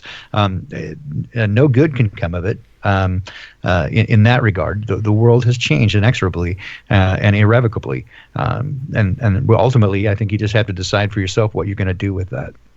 AM1, thank you for the super chat. $5. Double-edged sword. People have more time on their hands and are starting to question this. They will have to pull back or pedal to the metal. And that's probably right. Yeah, I would really suspect that they will pull back at this point, because that's generally how they do this. This is how you shift the Overton window. You put something so absurd in the view of the window, just to the right of the window, to get what you want, which is just a little ways before you get to that point. So that's the thing. So they're going to roll out these over-the-top draconian measures, and then eventually they'll cut them back, and then it'll be like something like, well, we're going to ease up on this stuff now, but maybe we'll just close down these businesses on the weekends or something, just to kind of help prevent the spread. And that's the kind of thing they'll do. They'll cut back. They'll still do some stuff like this, but they'll have this be accepted as the new normal. That's what they're looking for. Make no mistake about it. And they've already been saying it over and over. They Right. just keep using that term. This is the new normal, Right. and they're not ever gonna step back from this. And every time we give them control, they simply want more. That's Right, and that's the thing, and they just keep using these same mantras over and over to program the people through repetition and trauma, and that's one of the keys. So they'll say, "This is the new normal. We're all in this together." I'm so tired of hearing those two phrases coming from these people who, don't want anything to do with trying to maybe look at this empirically for a second and say, hey, you know what? The reaction doesn't justify what this thing actually is. But, by and large, though, this is how they move the Overton window. So I would suspect that they will kind of pull back a little bit because I think they're going to get what they want out of it because they generally don't like to roll things out like in extreme measures all at once like that because then that's when you get pushback, and you could actually start to see that now because there are a lot of people questioning it. It is a double-edged sword. So they're going to pull back, and then they'll ease people back into their slumber again. And then once they're asleep again, then the next event will happen, and, that'll be a total coincidence, too, on the world stage. And, then they'll push it a little bit further and a little bit further. They use 50 and 100-year plans, guys. Yep. I mean, this is not something that, is out of the realm of possibility that they would do. And this all ties back, once again, like you said, Baldini, first of all, these events that they do, they are, first of all, a litmus test. And second of all, they're a conditioning tool. Yep. So they use these both together. And this all goes back to Kurt Lewin again. This is his whole future shock concept. That's what it and is. this is They're this shocking is your conditioning, future. right? Yeah. Right. To condition you for a much more shocking future. And that's the thing. And as Crow points out a lot of times, the first time you see something, it may be shocking. But then when you start to see it over and over again, it loses its shock value. It does. And that's how this concept works. Right. And this is how behaviorism works. And this was the whole point of the little Albert thing that I mentioned before, is that they ultimately conditioned him into being afraid of the rat. Right. So it's a conditioning process. And that's exactly what's happening to us now. It's a continuous conditioning process. So through the trauma, through the fear, we become conditioned to these things. And again, we then begin to look for a release mechanism. Right. So you build the tension. There's got to be some sort of release. So that's what tells me that they probably will pull back some because there's got to be some release to that tension. But then the tension has to build again. One of the things I've seen repeated several times in the chat is that many people are saying that they don't know anybody personally within their personal circles who are awake. And I just want to kind of take an informal poll about that and to see, is that true for most people? I mean, I do know a few people around me who are at least kind of diet woke, whom I work with, that sort of stuff. I think really few people who are as aware, as I am, but then I don't interact. I mean, so I was well ahead of the curve on social distancing for the last number of years, kind of pulling back from social engagements. But what say you guys? Wayne, do you have people in your social circles that are aware of these things to the degree that you are, or to some degree? I mean, I spoke to my brother the other day, and we hadn't spoken for a little while, and he's far more awake and aware of what's going on, at least under these circumstances, of what's going on here than I had expected. So that was good news to me. But within my personal circles, I'd say very few, but some. So what about you, Wayne? I would say the same thing. Very few, but some. But I do see more people are becoming more aware of things and are questioning things more. So, and I would like to think I had a hand in that, because people do come to me and start asking me questions, like unprompted from me, because they know what I do. They know who I am. Sure. They know I'm the quote unquote conspiracy guy. Conspiracy guy. So if they see something that they think is interesting or whatever that might resonate with them, they'll come and ask me about it. Sure, and I get that to some degree as well. People are like, "Oh yeah, you're the tinfoil hat guy. What do you think about about this?" And then with Jason, we could ask you, but most of the people you interact with are dealing with Crow 777, and so nowadays, yeah. Yeah. So most of the people that you deal with are they got a now. Faraday fedora. Yeah. Now, I did know a few people who at least got it to one degree or another, but for the most part, the people I associate with now, especially in the area I'm living in, they're all people that have reached out to me and I've ended up being friends with. Brett from our composer for Shoot the Moon is a very good friend of mine now, and he had heard some stuff and reached out to me. So yeah, it's just that. By the way, John, thank you for the $5 super chat. And he says the cat has you under mind control, sucker. He does. He comes by me, and all of a sudden I want to pet him. Yeah, those it's wacky animal cats. magnetism. That's what that is. That's the animal magnetism and mesmerism. By the way, did you guys see the picture that Crow put up here of people, before he left? Pardon? Did you guys look at the picture that Crow left us before he departed? I did not. It's a screenshot from Yahoo News, and it says updates: confirmed cases top 911K worldwide. Oh, nice. According to Outstanding. tracking from Johns Hopkins University, there are more than 911,000 coronavirus cases and 45,000 deaths around. So there's your numbers, games. 44,000? It's not 44. Come on. No, 45, which adds up to 9.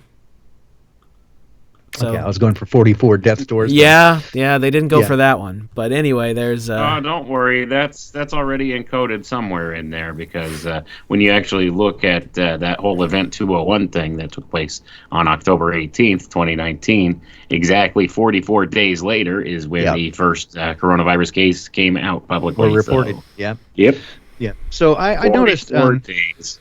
I noted in my my ongoing research project here that there are a number of people who have had difficulty with personal relationships in their families, extended families, and some even their relationship, their romantic relationships with people who are opposing them when they begin to wake up, and the other person especially difficult when their partner doesn't awaken.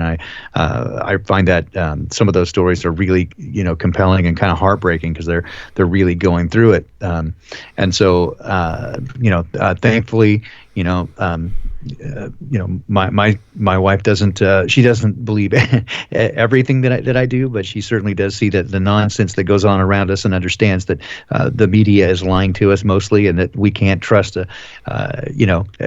anything that they tell us, almost any of that. So that's I don't have to deal with that as much as I know some people that I communicate with do, that are really struggling with family relationships with this, and that can certainly make it more difficult overall.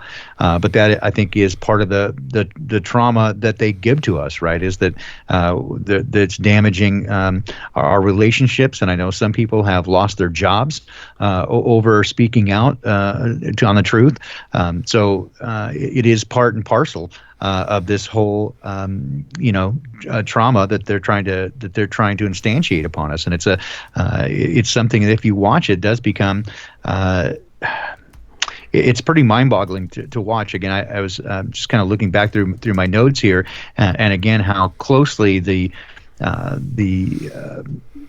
brainwave patterns and the alpha wave, theta wave, beta waves correlate with the Schumann resonances of Earth, right? So 7.5 in that neighborhood, the fundamental node of the Earth.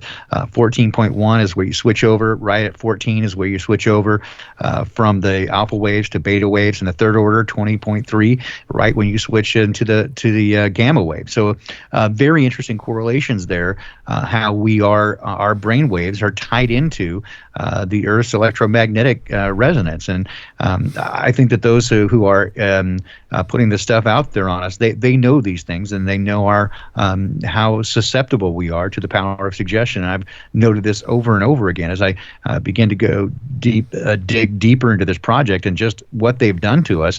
That there is these correlations there. It is fascinating how deep and how long they've worked on exactly this thing that we're talking about tonight, this trauma-based mind control. They really have used the power of suggestion and fear to pull one over on us and to make us kind of, in a way, run to mommy, right? And except for they want to be mommy. And this is something that we see if you look at any of the movies demonstrating or television shows, for example, like Stranger Things, right, where you have this MK Ultra thing. The handler often is the parent figure as well, right, or represents a god figure, like they're the parent, the mommy, or the daddy, and they're also torturing the individual. So it's a really sick, twisted thing, and that's kind of what they're doing on a mass level. They're torturing us, and then they embrace us and say, "We'll take care of you." Right? Sort of like the idea they break your legs and then hand you a crutch and say, "See, without us, you wouldn't be able to walk." Matthew Ross, thank you for the $6.99 New Zealand. He asks, so what's next? More virus scares or World War III? What's next is the economy is going to crash, man. I mean, there's just no way around it at this point. If they keep this going the way it is right now, as of the way things are right at this moment, if this stays for another month, that's bad.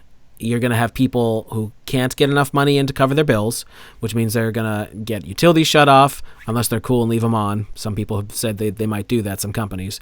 But what about mortgages? What about car payments, insurance, doctor's bills, like all the normal things that you need to do? You're not going anywhere, so you don't need gas for the car. But doesn't this lead right into some sort of crypto, like worldwide cryptocurrency, starting at a national level and then going into a worldwide sort of electronic currency? You know what else this could lead to? You know what else this could lead to? This could be the start of the whole socialist thing where everybody gets a basic income and all that nonsense. Yep. That could be another thing. They're already talking about that. There you go. Like you think that income. Even if this is real, let's even just jump off the bridge here and say, okay, this is real. They're not going to not use the crisis. But I don't think it's what they're saying. Never let a good crisis go to waste. There you go. What's his name? What was that dude's name? I think the guy who I can't remember. I can't remember his name. Yeah, the guy who has dual citizenship with Israel and the United States. But anyway, yeah. $2 from Learn to Fly. Thank you. C19 coded 911 backward. Just make the dash vertical. And Reperception Podcast for $1.99 says game over. Well, I hope it's not game over. But let's be serious about the whole economic thing. The normal everyday life that we're used to is being ground to a halt. The more this goes on, the more this is drug on. And they're not letting up as of right now. Maybe the gas being cheap is a way of keeping people placated. Maybe it's going to keep the dollar hamburgers at McDonald's $1. I've been saying things like that for a while, the whole McDonald's syndrome. Like, people will still think everything's okay if they could get natty ice and $1 cheeseburger through the drive-thru. As long as that keeps up, they might be fooled for a while. But the big thing is... what about servers and people like that who make money from this service economy that since they decided in the 1970s to destroy our infrastructure, our industrial base in the United States, and they've done it to a lot of other countries as well. But it just can't last. Informally Hip is asking, what about people that make money? No one can answer this for me. I'm not sure what you mean. People who are still making money, like have a job that or some form of income. I don't know. I saw that's why I was laughing. Keep it simple with the $5 super chat. Thank you very much for that. Said, do you guys ever wish you'd taken the blue pill? No. And I do. I do ask myself that occasionally. You know, you go, ignorance is bliss, but no. I could never. No, I would never go back to Cypher in the movie The Matrix, going, I know this steak doesn't exist, but I know that it's just my brain telling me that it's tasty and juicy, but make me somebody important, like an actor. Yeah, because that's important, right? Yeah, right. It's an inside joke there, but no. There are moments when I think it would be easier, certainly. But do I ever wish I had taken the blue pill? No, Rahm Emanuel, thank you, Learning to Fly. Yeah, not even for a minute for me. I want to know the truth, regardless of how painful that is, or regardless of the consequences.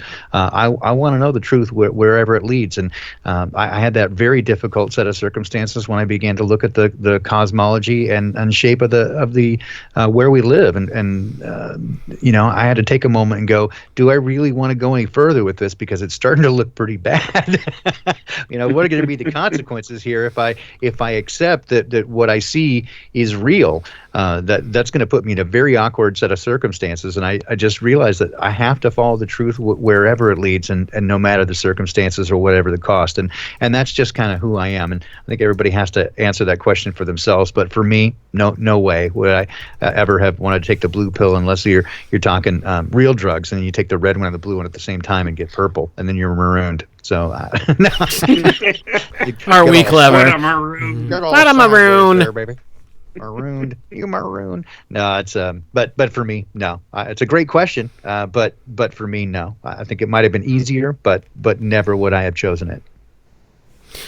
Informally Hip is saying, sorry for not being clear. My husband is the top 5% of earners in Canada. Well, I'd be prepping if I were you. Yeah, good for you. Yeah, I mean, that's great. If you can help people, right? I'm not saying give all your money away, but if you can, I wouldn't give it away to the Red Cross. I'll tell you that for sure. No, don't do anything like that. But or go through anybody else. But if you're able to see where need is, that's something you can do. Or as Jason said, so prep a little bit. But I always say, if the shit really hits the fan, those who don't have are first thing they're gonna do is target those who do have, unless you're willing to fight to the death for it. Have an exit strategy. Get too big of a stockpile. I mean, building a big wall just invites predators, right? So I agree you put up a big fence, you're inviting robbers. So if you big up a big old, big 2-year stash of food, first thing that's going to happen, if there's none, people are going to come looking for people that's got a 2-year stash of food, and they're going to harm you for it. So I would say take care of your family, love those around you, and if you really again, I'll just back up here and say, from my perspective, if your heart's in the right place, you're going to be okay. It doesn't matter what happens. You're going to be okay. If your spirit's in a good spot, the physical stuff will all be all right. So that's not as important, because if you again, if you want to get into really esoteric stuff, for me personally, death is not that big a deal. It's my spirit. So I'll go with what does it profit a person if he gains the whole world and loses his soul? I just go with my heart's in a good spot. I hurt for people around me who are struggling with this, and certainly it's not easy for us. I mean, my income has been almost completely demolished because of this thing, just out of nowhere, and we weren't doing well before that. So it's not easy, but my heart's in a good spot, and part of that is because I know that this is all garbage. They can't make me afraid. Right? No matter what they do, they're not going to make me afraid. I can get a little angry with them, and I can get frustrated, and I can kind of raise my fist in the air and go, "Come on, people, wake up! Can't you see it?" But they're never going to make me afraid. Informally Hip is saying, I am prepping, but he's asleep. I do what I can to help my neighbors, but do you think he'll be added to the social agenda? Probably. I don't know your exact situation with your husband, but I mean, does he think this whole thing is just okay for them to do? Like, he's just totally buying it? And this is a problem I'm sure a lot of people are facing. The whole relationship issue to begin with, when one person is awake to things even a little bit and the other person is not, wow, that's just difficult to deal with. I stayed single for years because of that issue. Yeah, it's a tough one, man. That's, again, I see a number of those stories in my Awakening Project research, and people have been. I mean, that's one thing that's really touched me in doing this, is people's stories of how they came to this and how it's affected them. And that is one of the really challenging parts, is that people losing family and friends over this. But the temerity of people to stand firm in what they believe and to follow the truth is really encouraging to me, that people really have the kind of ethics to do that is awesome to me and gives me hope in humanity. That's but to your question, Informally Hip, about the social program, yes, I think that from my perspective, we are probably going to see the mandatory vaccinations probably come out of this. And I will not consent. They're going to do to me what they're going to do to me, but they are not going to stick me with anything. That's just, no one's going to take away my right to self-determinism ever. It's just not going to happen. And I don't care what what comes out of it.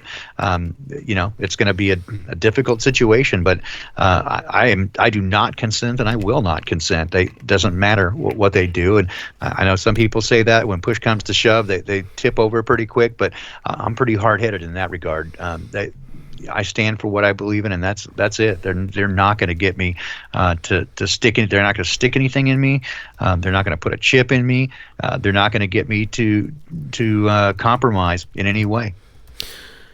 Wayne, how do you feel about that? We're getting low on time here, although I don't have a problem going long if we want. Yeah, I'm kind of on the same page Baldini is with all of this. It's one of those things where, there's some stuff coming down the pike here that's going to be, obviously probably rolled out because of this whole situation.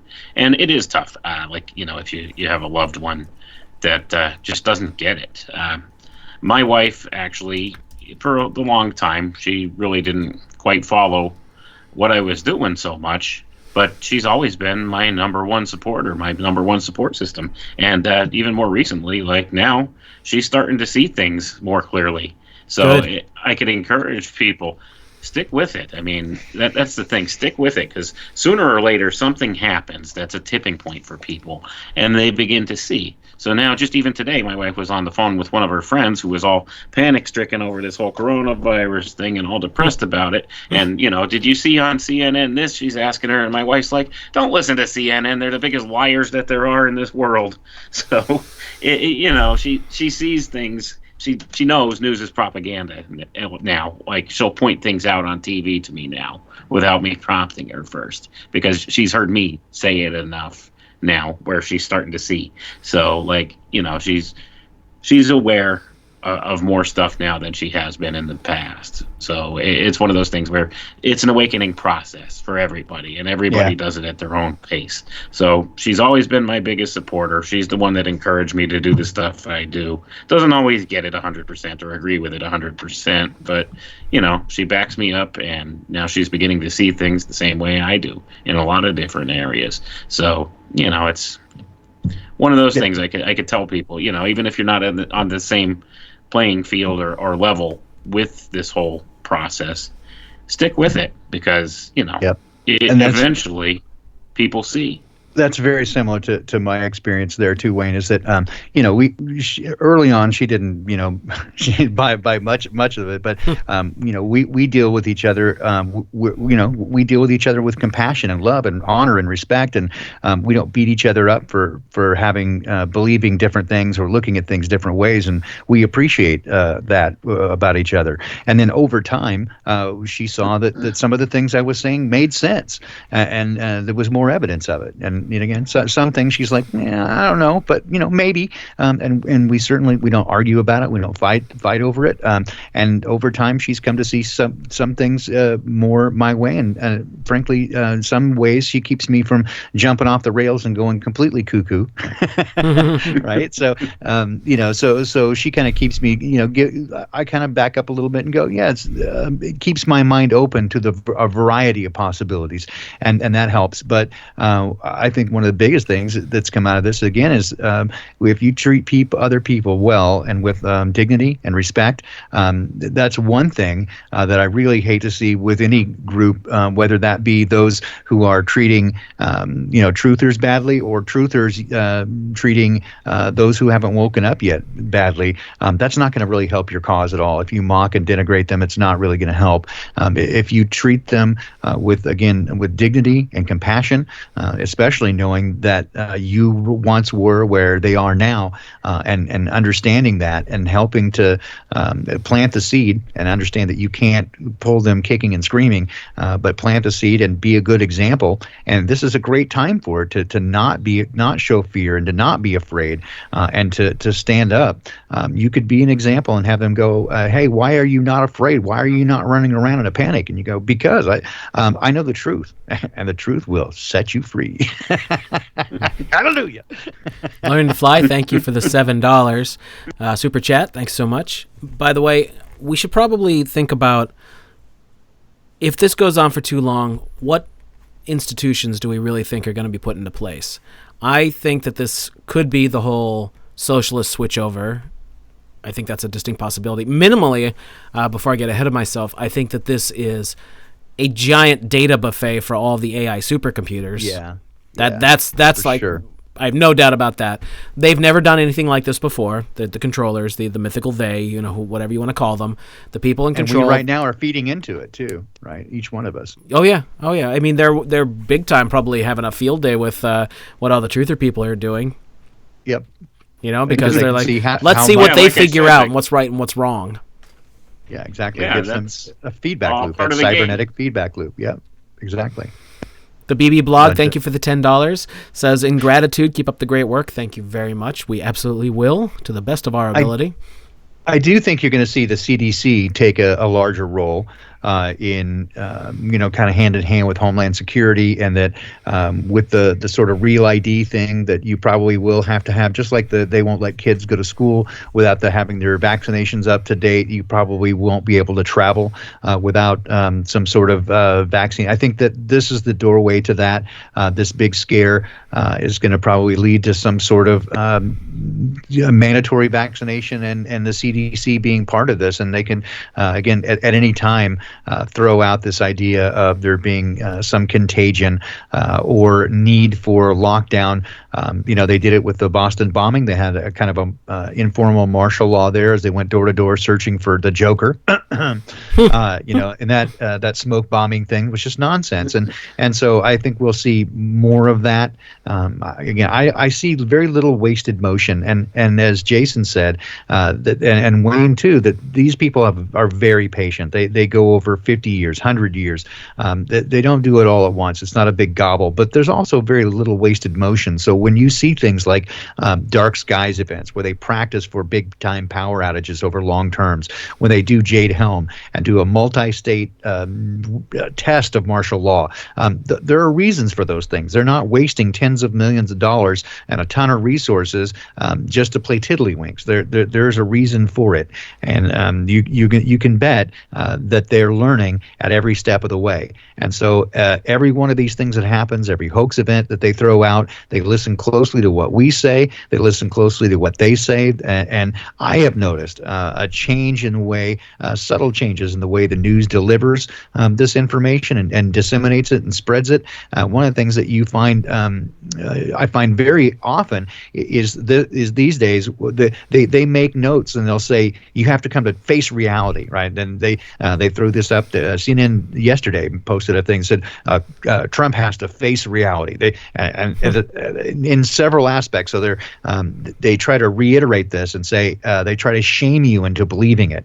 And this is reality. This is not a hoax. And this is real. This isn't fake. We promise. We promise this time. So they're really having to reiterate that it's real and it's not fake. And that's very telling to me that they realize that not everybody's buying it, and they're trying to shame people into accepting their story. So that's a big change from even 4 or 5 years ago. Is that they're really breaking that out now and saying no, it's for real. It's really real. By the way, if anybody thinks that the governments of the world, or at least Western governments, have no money, go look up something called the CAFR. CAFR. That stands for Comprehensive Combined Annual Financial Report. And you'll see that they have invested so much money, it's silly. Go look up the work of my buddy Clint Richardson. He did an amazing job with this. It's amazing. Yeah, they're not hurting for anything. They aren't lacking for anything. And if you need any more proof that every government is a corporation, and all of because they're doing investments with it. That's what they're doing. They're doing massive investments. From the fire station to the police station to every from the utility smallest division. town on up. That's what they're doing. They're investing the all money. Corporations, yep, and those are privately held corporations. They won't tell you. So I got a friend that's works as a city manager. I got several others that are on city councils, and even at those levels, I've asked them to look into it, and they came. They thought I was just a nutter, and they came back and said, "Oh my God, you're right. That it is a privately held corporation, and they won't. No one will let me look at really who owns it. Yeah, and it's supposed to be the citizens, but when you start looking into it, you find out that it's not. That's like in name only, and I'm like, yeah, if you sold off the assets, who would get the money? And they always run into brick walls. And eventually, a couple of people got kicked out of local city government because they were asking too many questions. I felt bad because I sort of put them up to it, but they got pissed and started hiring attorneys. And I'm curious to see what happens with that because it'll get squashed. They can't have that. Yeah. Yeah, because I felt really bad. She had a city council seat that she had for 2 years, and I started asking questions, and she started asking questions because she wanted to do the right thing, and she got in trouble. She found out that they had skeletons in the closet, and they did not want people looking at those exact things. So it's fascinating, and I started with the work of Clint Richardson looking into that. So bravo to him. And we had him on Crow777radio.com. That's episode 149. Thank you, Rose. He explains it in detail, and he also has a bunch of other.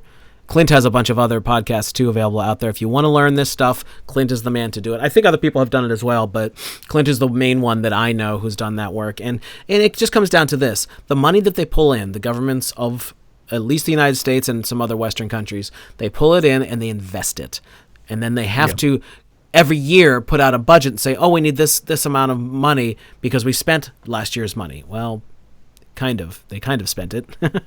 Yeah, and Renee Bernays, absolutely, I know what anarchy is, and absolutely, I have no king over me. Yes, the anarchy without a king, I have none. Only one, and he doesn't live here. So anyway, but yeah, I'm with you. If they've changed the meaning of that word, they've conflated it with meaning lawlessness and complete chaos. That's not what anarchy means. So yeah. I'm not a libertarian. I'd be much more of an anarchist in that regard. But I think most people are on board with that. Yeah. The problem with all-out anarchy, and this is what I always say about it, is who's going to produce anything if everybody doesn't give a shit about anything? I mean, you got to be realistic about it too. Well, I just think that, again, if you go with the term as they've made it mean now, which is just like every man for himself, that's not really what it means. Again, literally it means, without a king, but without an overlord. And so a group of like-minded individuals could get together and do a lot of things. It doesn't mean there's no self-oversight, right? You can, but I don't think you can go from completely different. Here's my problem with it, though. I don't think you can go from where we're at right now and jump right to that. I think you'd have to switch over slowly. Like you'd have. Here's the problem. I think this is what boils down. There are too many assholes running things. You have to get the assholes out of the way because no matter what you do, those assholes are going to just mess it up in some way, shape, or form. And that's another because they control it from the top down. Unfortunately. Yeah, that's another long conversation. My wife and I have had this conversation for years now about how do we fix the system, and ultimately the system as it is can't be fixed because the system is not broken, it's fixed, right? And so it's designed from the top down to be what it is, and so it has to be broken and start completely over. Unfortunately, so many people are of the mindset that they don't really want to contribute. They want to have somebody tell them what to do and just do that. And so it really requires active contribution and participation from people to make anything happen, really. So yeah, if we were to design our own form of government, I'm sure we could sit down and have a wonderful talks about that and really hash out these issues. But in terms of fixing the system as it is right now, this system that we have cannot be fixed because it's not designed to run in a way that doesn't do anything but allow corruption and top-down oppression. That's what it was made for. The problem is, I see somebody in the chat room, I just lost it, said if I'm serious or not about that. People would act in their own self-interest, yes, but things the way they are set up right now, you couldn't go from first gear to 12th gear. And anarchy would be the 12th gear, and we're in first gear right now. You couldn't do it. Things work off of the concept of capitalism and competition right now. Who's going to make the next processor chip for the phone that everybody wants? You have to think about this in the larger scale. Yeah, people would probably be cool at taking care of themselves, but there's a whole lot to this system that would have to be slowly shifted over, and the people would have to be cool about it. You're expecting, look, you're in a crisis situation. Do you see people being cool about it? Fuck no! They're not being cool about it at all. They're taking all the toilet paper. But that would be my argument, though, Jason, is that continuing this system, it's not worth keeping, right? So it's not a situation that's worth keeping, and it has to be redesigned from the bottom up. But thanks, Musicians for Truth. That's one that I've used for a while. That the system isn't broken; it's fixed, and by that it's fixed against us. It's fixed against us. That's right. Exactly. And the fix is in. It works exactly how intended. Yeah, there you go. Exactly. There you go. That's exactly right. So I see we've come to the top of the hour, and I've loved talking to you guys. Although I don't like the subject matter much, because it is very true that we have been under trauma-based mind control since before we were born for numerous generations. My research has led me to understand that this has been scripted for a very long time, and they've harmed us. They've harmed us all, psychologically, emotionally, and all of us have had to struggle through this. We all have some level of PTSD, and we're getting through that. But again, the truth will set you free, I think. And if the more you look for it and find the truth, the better situated and the better equipped you are to handle bullshit like what we're seeing right now, because it is bullshit. Pardon my friend. It is, and hopefully things will get better. And as always, we're going to try and do our best to keep everything going to the best of our ability. Crow and I are going to keep putting out good material. Wayne's going to keep being here with me. Baldini's still going to be around. By the way, Baldini, are you getting your podcast off the ground yet? Yeah, it's. I'm gonna just start doing live cast. I got everything went kind of nutty, and I had. I'll release probably in slow pieces the original full podcast that I'd put together and fell apart. I'm just gonna start doing live casts, and starting pretty soon. I'll make an announcement here pretty quick. But everything has gone crazy, obviously, right? And I've got a lot of responsibilities that I'm managing right now, juggling a lot of things and keeping some infrastructure going. But yeah, I'm gonna start doing that because I think no better time than the present. So you'll hear from me on that in a matter of days, hopefully. Awesome. Wayne, you want to give your usual where they can find you and all that? Yeah, if anybody's looking for me, I could be reached at alchemicaltechrevolution@gmail.com, or you can check out my Facebook page, Files from the Conspiratorium. My books are available pretty much anywhere you could buy books at this point. They're called The Alchemical Tech Revolution, Fulfilling Ancient Esoteric Agendas Through the Use of High Technology. And my more recent book is called The Autism Epidemic, Transhumanism's Dirty Little Secret. And pretty much I'll be here every week on Secrets of Saturn with Jason. I'm a recurring guest on Crow 777 as well. So, people usually pretty much know where to find me. That's where I'll be. So tomorrow we'll be releasing episode 208, I believe, unless I'm getting confused again because we've been releasing so many lately, with Kurt Kallenbach. He's done some more of his really interesting and amazing work, so tune in tomorrow for that. And, of course, we'll be here for the live stream with Crow on Sunday, and then next week we'll all be back. So there it is, folks. Hit me up if anybody needs to talk to me, secretsofsaturn@gmail.com. Take care, everyone.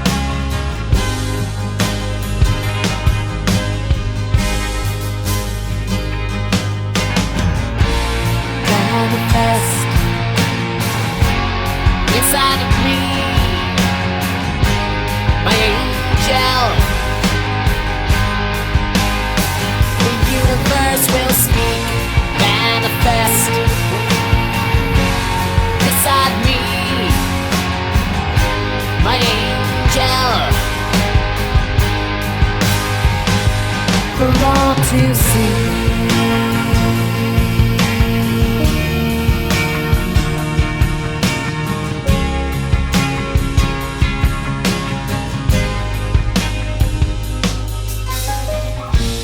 Line of light, I might believe in heaven. I sign the times and ask you to stay. That's the living story. Take my hand and let's fly away.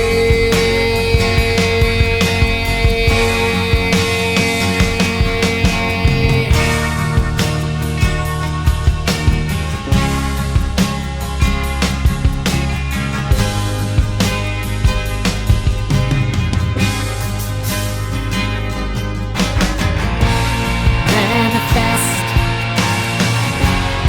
inside me,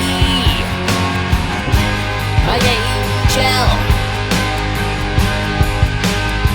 The universe will speak, manifest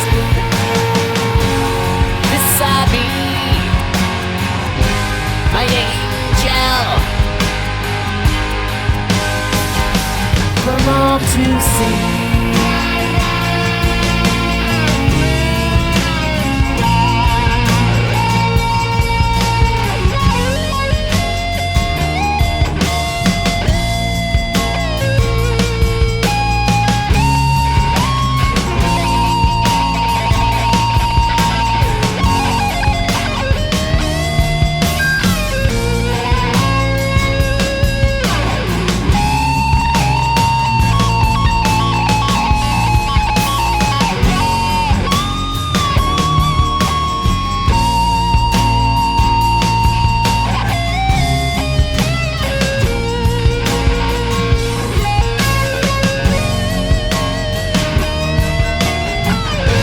Manifest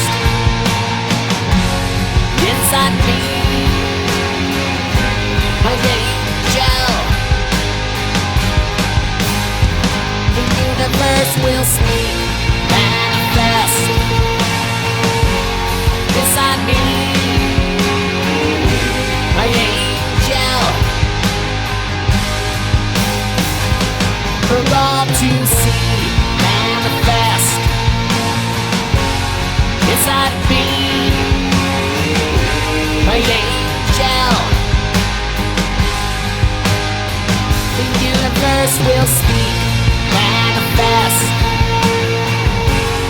inside me, my angel.